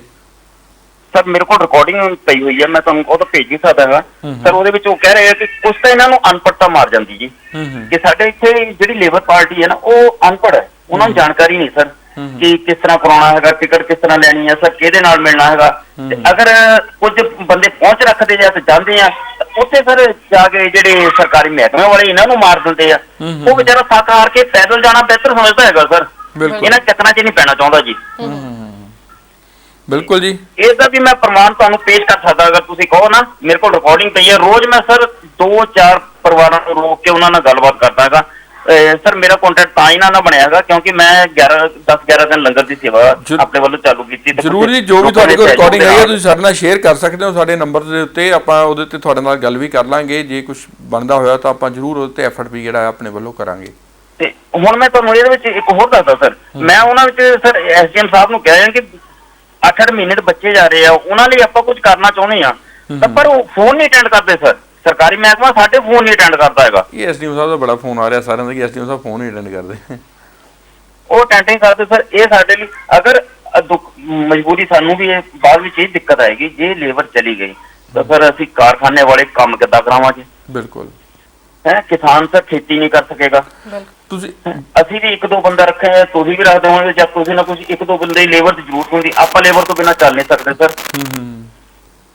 ਤੇ ਸੋ ਸਾਡੇ ਲਈ ਬੜੀ ਦੁੱਖ ਦੀ ਘੜੀ ਹੈ ਕਿ ਲੇਬਰ ਇੱਥੋਂ ਵਾਪਸ ਜਾ ਰਹੀ ਹੈ, ਤਾਂ ਉਹਨਾਂ ਨੂੰ ਸਾਨੂੰ ਚਾਹੀਦਾ ਕਿ ਆਪਾਂ ਉਹਨਾਂ ਨੂੰ ਕਿਸੇ ਤਰ੍ਹਾਂ ਰੋਕੀਏ। ਬਿਲਕੁਲ ਜੀ, ਧੰਨਵਾਦ ਜੀ ਕਾਲ ਕਰਨ ਲਈ। ਤੁਹਾਡੀ ਗੱਲ ਜਿਹੜੀ ਆ ਉਹ ਸਮਝ ਗਏ ਆ, ਤੇ ਆਪਾਂ ਨੂੰ ਰੋਕਣ ਦੇ ਲਈ ਜਿਹੜੇ ਐਫਰਟ ਕਰਨੇ ਚਾਹੀਦੇ ਆ। ਇੱਥੋਂ ਤੱਕ ਕਿ ਸਰਕਾਰਾਂ ਨੂੰ ਉਹਨਾਂ ਨੂੰ ਬਾਏ ਕਰਕੇ ਭੇਜਣ ਦੇ ਨਾਲੋਂ ਉਹਨਾਂ ਨੂੰ ਸਮਝਾਉਣਾ ਚਾਹੀਦਾ ਕਿ ਤੁਹਾਡੇ ਲਈ ਇੱਥੇ ਜੌਬਸ ਜਿਹੜੀਆਂ ਨੇ ਸੁਰੱਖਿਅਤ ਨੇ, ਤੁਹਾਨੂੰ ਇੱਥੇ ਖਾਣ ਪੀਣ ਮਿਲੇਗਾ, ਤੁਸੀਂ ਇੱਥੇ ਰੁਕ ਕੇ ਜਿਹੜੇ ਆ ਰਹੋ, ਤਾਂ ਕਿ ਜਿਹੜੇ ਤੁਸੀਂ ਅਗਰ ਇੱਥੇ ਰਹੋਗੇ ਤੁਹਾਨੂੰ ਕੰਮ ਵੀ ਮਿਲੇਗਾ, ਰੋਟੀ ਵੀ ਮਿਲੇਗੀ। ਉਹਨਾਂ ਨੂੰ ਮਨ ਦੇ ਵਿੱਚ ਇੱਕ ਵਿਸ਼ਵਾਸ ਜਿਹੜਾ ਆ ਉਹ ਪੈਦਾ ਹੋਵੇ, ਤਾਂ ਕਿ ਜਿਹੜੇ ਅੱਗੇ ਕੰਮ ਆ ਉਹ ਰੂਟੀਨ ਦੇ ਵਿੱਚ ਉਹ ਚੱਲ ਸਕਣ। ਤੇ ਇਹ ਆਪਣੇ ਤੌਰ ਦੇ ਉੱਤੇ ਸਾਰੇ ਪੋਲੀਟੀਕਲ ਪਾਰਟੀਆਂ ਨੂੰ ਵੀ ਚਾਹੀਦਾ ਆ ਕਿ ਉਹਨੂੰ ਜਿਹੜਾ ਉਤਸ਼ਾਹਿਤ ਕਰਨ ਦੇ ਵੀ ਤੁਸੀਂ ਜਾਓ ਦੀ ਥਾਂ ਤੇ ਉਹਨਾਂ ਨੂੰ ਰੋਕਣ ਦੀ ਕੋਸ਼ਿਸ਼ ਕਰਨ, ਲੇਕਿਨ ਉਹਨਾਂ ਨੂੰ ਵਿਸ਼ਵਾਸ 'ਚ ਲੈ ਕੇ, ਜ਼ਬਰਦਸਤੀ ਨਹੀਂ, ਵਿਸ਼ਵਾਸ 'ਚ ਲੈ ਕੇ। ਉੱਥੇ ਅਸੀਂ ਇਹ ਕਰੀਏ ਕਿ ਅਸੀਂ ਤੁਹਾਡੇ ਲਈ ਹੋਰ ਬਹੁਤ ਕੁਝ ਜਿਹੜਾ ਲੈ ਕੇ ਆਵਾਂਗੇ, ਤੁਸੀਂ ਟਿਕ ਕੇ ਬੈਠੋ, ਹੈ ਨਾ। ਹਾਂ, ਕੱਲ ਦੀ ਇੱਕ ਖਬਰ ਸੀਗੀ ਕਿ ਹੁਸ਼ਿਆਰਪੁਰ ਕੋਈ ਮਜ਼ਦੂਰ ਸੀਗੇ ਜਿਹੜੇ ਚੱਲੇ ਆ ਰਹੇ ਸੀ, ਤੇ ਉਹਨਾਂ ਨੂੰ ਉੱਥੇ ਰੋਕ ਕੇ ਜਦੋਂ ਪ੍ਰਸ਼ਾਸਨ ਨੇ ਗੱਲ ਕੀਤੀ ਤਾਂ ਉਸ ਤੋਂ ਬਾਅਦ ਉਹਨਾਂ ਨੂੰ ਜ਼ਿਲ੍ਹੇ ਹੁਸ਼ਿਆਰਪੁਰ ਦੇ ਸੀਗੇ ਉਹਨਾਂ ਨੂੰ ਦੁਬਾਰਾ ਜਿੱਥੋਂ ਆਏ ਸੀ ਉੱਥੇ ਨਾਲ ਭੇਜਿਆ ਗਿਆ, ਨਾਲ ਉਹਨਾਂ ਨੂੰ ਸਮਝਾਇਆ ਗਿਆ ਕਿ ਤੁਹਾਡੇ ਇੱਥੇ ਕੰਮ ਵੀ ਜਿਹੜੇ ਸੁਰੱਖਿਅਤ ਰਹਿਣਗੇ, ਤੇ ਜਿੰਨੀ ਦੇਰ ਤੁਸੀਂ ਇੱਥੇ ਰਹੋਗੇ ਤੁਹਾਨੂੰ ਰੋਟੀ ਜਾਂ ਹਰ ਕਿਸੇ ਤਰ੍ਹਾਂ ਦੀ ਕਮੀ ਜਿਹੜੀ ਆ ਉਹ ਨਹੀਂ ਆਉਣ ਦਿੱਤੀ, ਜਿਸ ਤੋਂ ਬਾਅਦ ਉਹ ਮੰਨ ਗਏ ਤੇ ਉਹਨਾਂ ਨੂੰ ਵਾਪਸ ਭੇਜਿਆ ਗਿਆ। ਇੱਦਾਂ ਦੇ ਐਫਰਟ ਜਿਹੜੇ ਆ ਉਹ ਹੋਣੇ ਚਾਹੀਦੇ ਨੇ ਸਰ। ਇੱਕ ਤਾਂ ਚਲੋ ਅਸੀਂ ਆਪਣੇ ਵੱਲੋਂ ਐਫਰਟ ਕਰ ਸਕਦੇ ਨਾ, ਉੱਪਰੋਂ ਇਹ ਵੀ ਹੈਗਾ ਕਿ ਜਿੱਦਾਂ ਆਨਲਾਈਨ ਜਿਹੜੇ ਰਜਿਸਟ੍ਰੇਸ਼ਨ ਕਰਵਾਈ ਆ ਵਾਪਸ ਜਾਣ ਦੇ ਲਈ ਮਜ਼ਦੂਰਾਂ ਨੇ, ਹਨਾ, ਟਿਕਟਾਂ ਕਰਾਈਆਂ ਚਾਹੇ ਜਿੱਦਾਂ ਵੀ ਆ, ਹਨਾ, ਤੇ ਉਹਦੇ ਚੋਂ ਅੱਧੇ ਨਾਲੋਂ ਜ਼ਿਆਦਾ ਮਜ਼ਦੂਰ ਇਦਾਂ ਦੇ ਵੀ ਹੈਗੇ ਜਿਹੜੇ ਇੱਥੇ ਰਹਿ ਕੇ ਖੁਸ਼ ਨੇ। ਇਹ ਅੱਧੇ ਨੇ ਜਿਹੜੇ ਜਾ ਰਹੇ ਨੇ, ਮਤਲਬ ਅੱਧੇ ਨਾਲੋਂ ਉਹਦਾ ਅੱਧ ਜਿਹੜਾ ਆ ਉਹ ਇੱਥੇ ਰਹਿ ਕੇ ਖੁਸ਼ ਆ। ਪਰ ਜਿੰਨੇ ਮਨਪ੍ਰੀਤ ਜਾ ਰਹੇ ਨੇ, ਜੇ 10 ਲੱਖ ਜਾ ਰਿਹਾ ਆ ਤੇ 10 ਲੱਖ ਜਾਣ ਦੇ ਨਾਲ ਰੋਜ਼ਗਾਰ ਦੇ ਉੱਤੇ ਫਰਕ ਤਾਂ ਪਏਗਾ ਹੀ ਨਾ। ਫਰਕ ਤਾਂ ਪੈਣਾ ਹੀ। ਤੁਹਾਨੂੰ ਸਾਡੇ ਰਿਕਸ਼ੇ ਚੱਲਣ ਵਾਲੇ ਵੀ ਘਟਣਗੇ, ਉਹਨਾਂ ਦਾ ਰਿਕਸ਼ਾ ਰੇਟ ਵਧੂਗਾ, ਜੇ ਅਸੀਂ ਇੱਕ ਐਗਜ਼ਾਮਪਲ ਲਈਏ, ਆਪਣੇ ਪਰਿਵਾਰ ਦਾ ਇੱਕ ਮੈਂਬਰ ਨਾ ਹੋਵੇ ਨਾ ਤਾਂ ਆਪਾਂ ਨੂੰ ਉਹਦੀ ਕਮੀ ਮਹਿਸੂਸ ਹੋਣ ਲੱਗ ਪੈਂਦੀ ਹੈ, ਤਾਂ ਇਹ ਤਾਂ ਫਿਰ ਲੱਖਾਂ ਦੇ ਵਿੱਚ ਹੈ। ਬਿਲਕੁਲ ਜੀ, ਬਿਲਕੁਲ, ਹੈਨਾ, ਕਿਉਂਕਿ ਇਹ ਵੀ ਸਾਡੇ ਪਰਿਵਾਰ ਦਾ ਹਿੱਸਾ ਹੀ ਨੇ। ਜਦ ਸਾਡੇ ਨਾਲ ਮੋਢੇ ਨਾਲ ਮੋਢਾ ਜੋੜ ਕੇ ਕੰਮ ਕਰ ਰਹੇ ਨੇ, ਸਾਡਾ ਯੋਗਦਾਨ ਸਾਡੇ ਨਾਲ ਪਾ ਰਹੇ ਨੇ ਕੰਮ ਦੇ ਵਿੱਚ, ਤੇ ਫਿਰ ਇਹ ਵੀ ਸਾਡਾ ਹਿੱਸਾ ਹੀ ਆ ਇੱਕ। ਉੱਥੇ ਇੱਕ ਖਬਰ ਆਈ ਹੈ ਸਾਡੇ ਕੋਲ ਕਿ ਜਿਹੜਾ ਨਵਾਂਸ਼ਹਿਰ ਜ਼ਿਲ੍ਹੇ ਦੇ ਬੂਥਗੜ੍ਹ ਤੋਂ ਇੱਕ ਡਰਾਈਵਰ ਸੀ ਟੈਂਕਰ ਦਾ, ਜਿਹਦਾ ਪੇਸ਼ੈਂਟ ਸੀ ਕਰੋਨਾ ਦਾ, ਉੱਥੋਂ ਬਾਹਰੋਂ ਦਿੱਲੀ ਤੋਂ ਜਾ ਕੇ ਜੰਮੂ ਕਸ਼ਮੀਰ ਤੋਂ ਹੋ ਕੇ ਦੁਬਾਰਾ ਆਪਣੇ ਪਿੰਡ ਆ ਗਿਆ ਸੀ ਸਿੱਧਾ ਹੀ, ਤੇ ਜਿਹੜਾ ਕਰੋਨਾ ਪੋਜ਼ਿਟਿਵ ਨਿਕਲਿਆ ਸੀ। ਤੇ ਕੱਲ ਉਹਨੂੰ ਜਦੋਂ ਛੁੱਟੀ ਮਿਲ ਗਈ ਆ ਤੇ ਉਸ ਤੋਂ ਬਾਅਦ ਉੱਤੇ ਇੱਕ FIR ਲਾਂਚ ਕੀਤੀ ਗਈ ਆ ਕਿ ਉਹਨੇ ਕਰੋਨਾ ਫੈਲਾਉਣ ਦੀ ਕੋਸ਼ਿਸ਼ ਕੀਤੀ, ਯਾਨੀ ਕਿ ਅਣਗਹਿਲੀ ਕੀਤੀ। ਹਾਂ, ਅਣਗਹਿਲੀ ਕੀਤੀ। ਜੇ ਪਹਿਲੇ ਆ ਕੇ ਆਪਣਾ ਉਹਨੇ ਆਪਣੇ ਆਪ ਨੂੰ ਦੱਸਿਆ ਨਹੀਂ ਪ੍ਰਸ਼ਾਸਨ ਨੂੰ, ਤੇ ਉਹਨੇ ਅਣਗਹਿਲੀ ਕੀਤੀ, ਇਸ ਕਰਕੇ ਉਹਦੇ ਤੇ ਇੱਕ FIR ਜਿਹੜੀ ਆ ਉਹ ਦਰਜ ਕੀਤੀ ਗਈ ਆ। ਜੀ ਸਰ, ਆਪਾਂ 2-3 ਦਿਨ ਪਹਿਲਾਂ ਵੀ ਬੜੀ ਉਹਦੇ ਤੇ ਮੁੱਦੇ ਤੇ ਗੱਲਬਾਤ ਕੀਤੀ ਸੀਗੀ, ਤੇ ਉਹ ਖਬਰ ਜਿਹੜੀ ਕੱਲ ਇੱਕ ਦੁਬਾਰਾ ਫਿਰ ਉੱਭਰ ਕੇ ਸਾਹਮਣੇ ਆਈ ਹੈ। ਮੈਂ ਨਾ ਤੁਹਾਨੂੰ ਲਾਈਨ ਬੋਲਦੀ ਹਾਂ, ਤੁਸੀਂ ਉਹ ਲਾਈਨ ਅਗਲੀ ਕੰਪਲੀਟ ਕਰਨੀ ਹੈ। ਮੈਨੂੰ ਲੱਗੂਗਾ ਸ਼ਾਇਦ ਤੁਸੀਂ ਜਲਦੀ ਸਮਝੋਗੇ, ਹੈ ਨਾ। ਇਹ ਆਖਰ ਮੁਕੀਆਂ ਪਿਆਸੜਾਂ ਦੀਆਂ ਉਡੀਕਾਂ। ਤੋ ਸ਼ਰਾਬ ਦੇ ਠੇਕਿਆਂ ਦੀ ਗੱਲ ਕਰ ਰਹੇ, ਠੇਕੇ ਖੁੱਲਣ ਜਾ ਰਹੇ, ਲੇਕਿਨ ਹਜੇ ਤਾਈਂ ਵੀ ਕਹਿੰਦੇ ਕਿ ਉਹ ਜਿਹੜੇ ਠੇਕੇ ਵਾਲੇ ਨੇ ਉਹ ਸੈਟੀਸਫਾਈਡ ਨਹੀਂ ਹੋਏ। ਉਧਰ ਤਾਂ ਖੁੱਲ ਗਏ ਨੇ ਅੱਜ, ਹਾਂ, ਬਹੁਤ ਖੁੱਲ ਗਏ ਨੇ, ਤੇ ਫਗਵਾੜੇ ਤਾਂ ਪਹਿਲਾਂ ਹੀ ਖੁੱਲੇ ਹੋਏ ਸੀ, ਤੇ ਇਹ ਕਹਿ ਲਓ ਕਿ ਹਜੇ ਵੀ ਲੇਕਿਨ ਸੈਟੀਸਫਾਈਡ ਨਹੀਂ ਹੈਗੇ, ਮਜਬੂਰੀ ਬਸ ਬਹੁਤ ਜ਼ਿਆਦਾ ਉਹਨਾਂ ਨੂੰ ਖੁੱਲਣਾ ਪੈ ਰਿਹਾ। ਉਹਨਾਂ ਨੇ ਇਹ ਵੀ ਕਿਹਾ ਕਿ ਜਿਹੜੀ ਹੋਮ ਡਿਲੀਵਰੀ ਆ ਉਹ ਠੇਕੇਦਾਰਾਂ ਤੇ ਡਿਪੈਂਡ ਆ, ਉਹ ਦੇਣਾ ਚਾਹੁੰਦੇ ਤੇ ਨਹੀਂ, ਜੇ ਦੇਣਾ ਚਾਹੁੰਦੇ ਤਾਂ ਨਾ ਦੇਣ ਉਹਨਾਂ ਦੇ। ਕਿਉਂਕਿ ਇਸ ਖਬਰ ਦੀ ਵੀ ਕਈਆਂ ਨੂੰ ਬੜੀ ਕਹਿ ਲਓ ਕਿ ਇੰਤਜ਼ਾਰ ਸੀਗਾ ਨਾ ਵੀ ਇਹਦੇ ਬਾਰੇ ਵੀ ਕੋਈ ਚਰਚਾ ਕੀਤੀ ਜਾਵੇ, ਸਾਡੇ ਤੱਕ ਜਿਹੜਾ ਮੈਸੇਜ ਆ ਪਹੁੰਚਦਾ ਕੀਤਾ ਜਾਵੇ। ਇੱਕ ਅਹਿਮ ਇਹ ਆ ਕਿ WHO ਨੇ ਇੱਕ ਕੱਲ ਜਦੋਂ ਮੀਡੀਆ ਨੂੰ ਸੰਬੋਧਿਤ ਕੀਤਾ, ਉਹਦੇ ਵਿੱਚ ਉਹਨਾਂ ਨੇ ਇੱਕ ਅਹਿਮ ਗੱਲ ਕਹੀ ਆ ਕਿ ਹੋ ਸਕਦਾ ਆ ਕਿ ਕਰੋਨਾ ਕਦੇ ਵੀ ਖਤਮ ਨਾ ਹੋਵੇ। ਇਸ ਕਰਕੇ ਕੋਸ਼ਿਸ਼ ਜਾਰੀ ਹੈ ਜੀ, ਖਤਮ ਕੀਤੇ ਜਾਣ ਦੀ ਜਾਰੀ ਆ। ਹੋ ਸਕਦਾ ਇਹ ਕਦੇ ਵੀ ਖਤਮ ਨਾ ਹੋਵੇ, HIV ਵਾਂਗੂ ਸਦਾ ਲਈ ਸਾਡੇ ਵਿੱਚ ਹੀ ਰਹਿ ਜਾਵੇ। ਅਸੀਂ ਆਪਣੀ ਜਿਹੜੀਆਂ ਸਾਵਧਾਨੀਆਂ ਵਰਤ ਕੇ ਹੀ ਇਹ ਤੋਂ ਫਿਰ ਬਚ ਸਕਦੇ ਆ, ਤੇ ਕਈ ਕੰਟਰੀ ਵਿੱਚ ਬਹੁਤ ਵੱਡੀ ਜਿਹੜੀ ਆ ਆਉਣ ਵਾਲੇ ਟਾਈਮ ਦੇ ਵਿੱਚ ਇਹ ਮਾਰ ਸਕਦਾ। ਤੇ ਉਹਨਾਂ ਦਾ ਕਹਿਣਾ ਸੀ ਕਿ ਵੈਕਸੀਨ ਜਿਹੜੀ ਆ ਉਹ ਤਿਆਰ ਹੋਣ ਦੇ ਲਈ ਅਲੱਗ ਥਾਂ ਦੇ ਸੈਂਕੜੇ ਦੇ ਤੌਰ ਦੇ ਉੱਤੇ ਪ੍ਰਯੋਗ ਜਿਹੜੇ ਆ ਚੱਲ ਰਹੇ ਆ, ਤੇ ਕਿੰਨੀ ਜਲਦੀ ਆਉਂਦੀ ਆ ਇਹ ਕਿਸੇ ਨੂੰ ਵੀ ਨਹੀਂ ਪਤਾ। ਇਹ ਹਜੇ ਤਾਈਂ ਇਹ ਕਨਫਰਮ ਨਹੀਂ ਹੈਗਾ ਕਿ ਕਦੋਂ ਆਏਗੀ, ਵੀ ਕਿੰਨੀ ਕਾਰਗਰ ਸਿੱਧ ਹੁੰਦੀ ਇਹ ਵੀ ਨਹੀਂ ਪਤਾ। ਇਹ ਆਉਣ ਵਾਲੇ ਟਾਈਮ ਦੇ ਵਿੱਚ ਪਤਾ ਲੱਗੇਗਾ। ਮਤਲਬ ਉਹਨਾਂ ਨੇ WHO ਇਦਾਂ ਦੀ ਸੰਸਥਾ ਹੈ, ਚਲੋ ਸਾਈਟ ਹੈਗੀ ਹੈ, ਜਿਨ੍ਹਾਂ ਨੇ ਜੋ ਕਿਹਾ ਆ ਉਹ ਜ਼ਿਆਦਾਤਰ ਮਤਲਬ ਗੌਰ ਕਰਨ ਵਾਲਾ ਹੁੰਦਾ। ਹੁਣ ਉਹਨਾਂ ਨੇ ਚਲੋ ਇਹ ਕਿਹਾ ਕਿ ਇਹ ਛੇਤੀ ਜਾਣ ਵਾਲਾ ਨਹੀਂ, ਕਿਉਂਕਿ ਉਹਨਾਂ ਨੂੰ ਕੁਝ ਦਿਖ ਰਿਹਾ। ਤੇ ਅਮਰੀਕਾ ਦੇ ਵਿੱਚ ਤਾਂ 86,000 ਤੋਂ ਵਧੇਰੇ ਜਿਹੜੀਆਂ ਮੌਤਾਂ ਹੀ ਹੋ ਚੁੱਕੀਆਂ ਨੇ, ਸਭ ਤੋਂ ਜ਼ਿਆਦਾ ਵੱਧ ਅੰਕੜਾ ਜਿਹੜਾ ਉੱਥੇ ਮੌਤਾਂ ਦਾ ਉਹ ਪਾਇਆ ਜਾ ਰਿਹਾ ਹੈ ਨਾ। ਸੋ ਇਹ ਇਸ ਸਮੇਂ ਗੌਰ ਕਰਨ ਵਾਲੀਆਂ ਗੱਲਾਂ ਨੇ। ਉੱਥੇ ਟਰੰਪ ਨੂੰ ਵਿਰੋਧੀਆਂ ਨੇ ਵੀ ਘੇਰਨਾ ਸ਼ੁਰੂ ਕਰ ਦਿੱਤਾ। ਉਹ ਤਾਂ ਸਰ ਹੋਣਾ ਹੀ ਸੀ। ਜ਼ਿਆਦਾਤਰ ਇਹੀ ਕਿਹਾ ਗਿਆ ਕਿ ਜਿਹੜਾ ਲੋਕਡਾਊਨ ਦੇ ਵਿੱਚ ਜਿਹੜੀ ਢਿੱਲ ਸੀ ਇਹਨੂੰ ਮੈਨੇਜ ਹੀ ਨਹੀਂ ਕਰਨਾ ਆਇਆ ਟਰੰਪ ਨੂੰ। ਉਹਨਾਂ ਦਾ ਕਹਿਣਾ ਆ ਕਿ ਵੀ ਕਿੱਦਾਂ ਇਸ ਵਿਪਤਾ ਤੋਂ ਨਿਕਲਿਆ ਜਾਵੇ। ਇਹਨਾਂ ਨੇ ਅਮਰੀਕਾ ਦੇ ਵਿੱਚ ਵੀ ਕਰੋਨਾ ਫੈਲਾਇਆ ਤੇ ਉਹਦੇ ਵਿੱਚ ਬਾਕੀ ਕੰਟਰੀ ਵਿੱਚ ਫੈਲਾਉਣ ਦੇ ਵਿੱਚ ਮਦਦ ਕੀਤੀ। ਇਹਨਾਂ ਵੱਲ ਦੇਖ ਕੇ ਬਾਕੀ ਕੰਟਰੀਆਂ ਗਈਆਂ, ਲੋਕਡਾਊਨ ਨਹੀਂ ਕੀਤਾ। ਤੁਸੀਂ ਇਹ ਦੇਖੋ, ਅਮਰੀਕਾ ਦੇ ਵਿੱਚ ਹੁਣ ਤੱਕ 83,000 ਜਿਹੜੀਆਂ ਮੌਤਾਂ ਹੋ ਚੁੱਕੀਆਂ ਨੇ, ਹਨਾ। ਤੇ ਸਭ ਨਾਲੋਂ ਅੱਗੇ ਜਿਹੜਾ ਅਮਰੀਕਾ ਚੱਲ ਰਿਹਾ, ਉਹਦਾ ਕੋਈ ਨਾ ਕੋਈ ਰੀਜ਼ਨ ਸੀ ਜਿਹੜਾ ਉਹ ਇੰਨਾ ਅੱਗੇ ਗਿਆ, ਹਨਾ। ਉਹ ਹੁਣ ਜਿਹੜਾ ਰੀਜ਼ਨ ਤੇ ਉਹ ਲੋਕਾਂ ਵੱਲੋਂ ਹੁਣ ਫਿਰ ਉਹ ਕਹਿ ਲਓ ਕਿ ਵਿਰੋਧ ਕੀਤਾ ਜਾ ਰਿਹਾ, ਤੇ ਹੁਣ ਉਹਨਾਂ ਨੂੰ ਲੱਗ ਰਿਹਾ ਕਿ ਇਹ ਸਹੀ ਸਮਾਂ ਨਹੀਂ ਹੈਗਾ। ਤੇ ਸਰ ਸਮਾਂ ਆਪਣੇ ਕੋਲ ਵੀ ਹੋਰ ਨਹੀਂ ਹੈਗਾ, ਤੇ ਅਸੀਂ ਜਾਂਦੇ ਜਾਂਦੇ ਆਪਣੇ ਦਰਸ਼ਕਾਂ ਤੱਕ ਜਿਹੜੀ ਰਿਪੋਰਟ ਆ COVID-19 ਦੀ, ਭਾਰਤ ਦੀ ਗੱਲ ਕਰੀਏ ਜਾਂ ਵਿਸ਼ਵ ਦੀ ਗੱਲ ਕਰੀਏ, ਉਹ ਜਿਹੜੀ ਰਿਪੋਰਟ ਆ ਉਹ ਤੁਹਾਡੇ ਤੱਕ ਸਾਂਝੀ ਕਰਦੇ ਜਾਈਏ ਕਿ ਭਾਰਤ ਦੇ ਵਿੱਚ ਜਿਹੜੇ 77,903 ਜਿਹੜੇ ਪੀੜਤ ਹੁਣ ਤੱਕ ਪਾਏ ਗਏ ਨੇ। ਮਤਲਬ ਅਸੀਂ 50,000 ਤੋਂ ਤਾਂ ਕੱਲ ਪਰਸੋਂ ਜਿਹੜਾ ਅੰਕੜਾ ਪਾਰ ਕੀਤਾ ਸੀ, ਹੁਣ ਅਸੀਂ 80 ਦੇ ਨੇੜੇ ਪਹੁੰਚ ਗਏ। 80 ਦੇ ਨੇੜੇ ਪਹੁੰਚ ਗਏ ਜੀ। ਤੇ ਉੱਥੇ ਹੀ 2474 ਜਿਹੜੀਆਂ ਹੁਣ ਤੱਕ ਮੌਤਾਂ ਹੋ ਚੁੱਕੀਆਂ ਨੇ, 26,235 ਇਹ 77,000 ਦੇ ਵਿੱਚ ਜਿਹੜੇ ਉਹ ਠੀਕ ਵੀ ਹੋ ਚੁੱਕੇ ਨੇ। ਤੇ ਇੱਥੇ ਇਹ ਚਿੰਤਾ ਦਾ ਵਿਸ਼ਾ ਹੈ ਕਿ ਭਾਰਤ ਦੇ ਵਿੱਚ ਪਿਛਲੇ 24 ਘੰਟਿਆਂ ਦੇ ਵਿੱਚ 4,000 ਦੇ ਨੇੜੇ ਜਿਹੜੇ ਪੀੜਤ ਨਵੇਂ ਉਹ ਪਾਏ ਗਏ ਨੇ। 134 ਜਿਹੜੀਆਂ ਉੱਥੇ ਮੌਤਾਂ ਹੋਈਆਂ ਨੇ, ਤੇ ਸਭ ਤੋਂ ਜ਼ਿਆਦਾ ਜਿਹੜੇ ਪੀੜਤ ਆ ਉਹ ਮਹਾਰਾਸ਼ਟਰ ਦੇ ਵਿੱਚ ਪਾਏ ਜਾ ਰਹੇ ਨੇ। ਉੱਥੇ 25,922 ਹੁਣ ਤੱਕ ਪੀੜਤ ਹੋ ਚੁੱਕੇ ਨੇ, ਤੇ 975 ਜਿਹੜੀਆਂ ਉਹ ਮੌਤਾਂ ਹੋ ਚੁੱਕੀਆਂ। ਸਭ ਨਾਲੋਂ ਅੱਗੇ ਜਿਹੜਾ ਮਹਾਰਾਸ਼ਟਰ ਕਿੱਥੇ ਜਿਹੜਾ ਫੈਲ ਰਿਹਾ ਜੀ। ਤੇ ਉੱਥੇ ਜੇਕਰ ਅਸੀਂ ਵਿਸ਼ਵ ਦੀ ਗੱਲ ਕਰੀਏ ਤਾਂ ਵਿਸ਼ਵ ਦੇ ਵਿੱਚ ਅਸੀਂ ਜਿਹੜਾ ਅੰਕੜਾ COVID-19 ਦਾ ਉਹ 43 ਲੱਖ ਨੂੰ ਜਿਹੜਾ ਪਾਰ ਕਰ ਗਿਆ। 43,42,000 ਤੋਂ ਵੱਧ ਜਿਹੜੇ ਉਹ ਪੀੜਤ ਹੋ ਗਏ ਨੇ। 2,92,000 ਮੌਤਾਂ ਹੋ ਚੁੱਕੀਆਂ ਨੇ। 16 ਲੱਖ ਤੋਂ ਜ਼ਿਆਦਾ ਲੋਕ ਇਹਨਾਂ ਦੇ ਵਿੱਚੋਂ ਜਿਹੜੇ ਠੀਕ ਵੀ ਹੋ ਚੁੱਕੇ ਨੇ। ਤੇ ਅਮਰੀਕਾ ਇਸ ਸਮੇਂ ਸਭ ਤੋਂ ਅੱਗੇ ਜਿਹੜਾ ਉਹ ਚੱਲ ਰਿਹਾ ਪੀੜਤਾਂ ਦੇ ਵਿੱਚ ਵੀ ਤੇ ਮੌਤਾਂ ਦੇ ਅੰਕੜੇ ਦੇ ਵਿੱਚ ਵੀ। ਜੀ। ਸੋ ਇਹ ਸੀ ਜੀ ਸਾਡੀ ਅੱਜ ਦੀ ਜਾਣਕਾਰੀ ਇੱਕ ਨਜ਼ਰ ਪ੍ਰੋਗਰਾਮ ਦੇ ਵਿੱਚ। ਉਮੀਦ ਹੈ ਕਿ ਤੁਸੀਂ ਘਰਾਂ ਦੇ ਵਿੱਚ ਸੇਫ ਹੋ ਤੇ ਨਾਲ ਦੀ ਨਾਲ ਤੁਸੀਂ ਜਿਹੜਾ ਸਾਡਾ ਇਹ ਪ੍ਰੋਗਰਾਮ ਆ ਉਹ ਇੰਜੋਏ ਕਰਦੇ ਹੋ। ਸੋ ਹੁਣ ਤੱਕ ਦੇ ਲਈ ਦਿਓ ਇਜਾਜ਼ਤ, ਦੋਵੇਂ ਹੱਥ ਜੋੜ ਕੇ ਪਿਆਰ ਭਰੀ ਸਤਿ ਸ਼੍ਰੀ ਅਕਾਲ।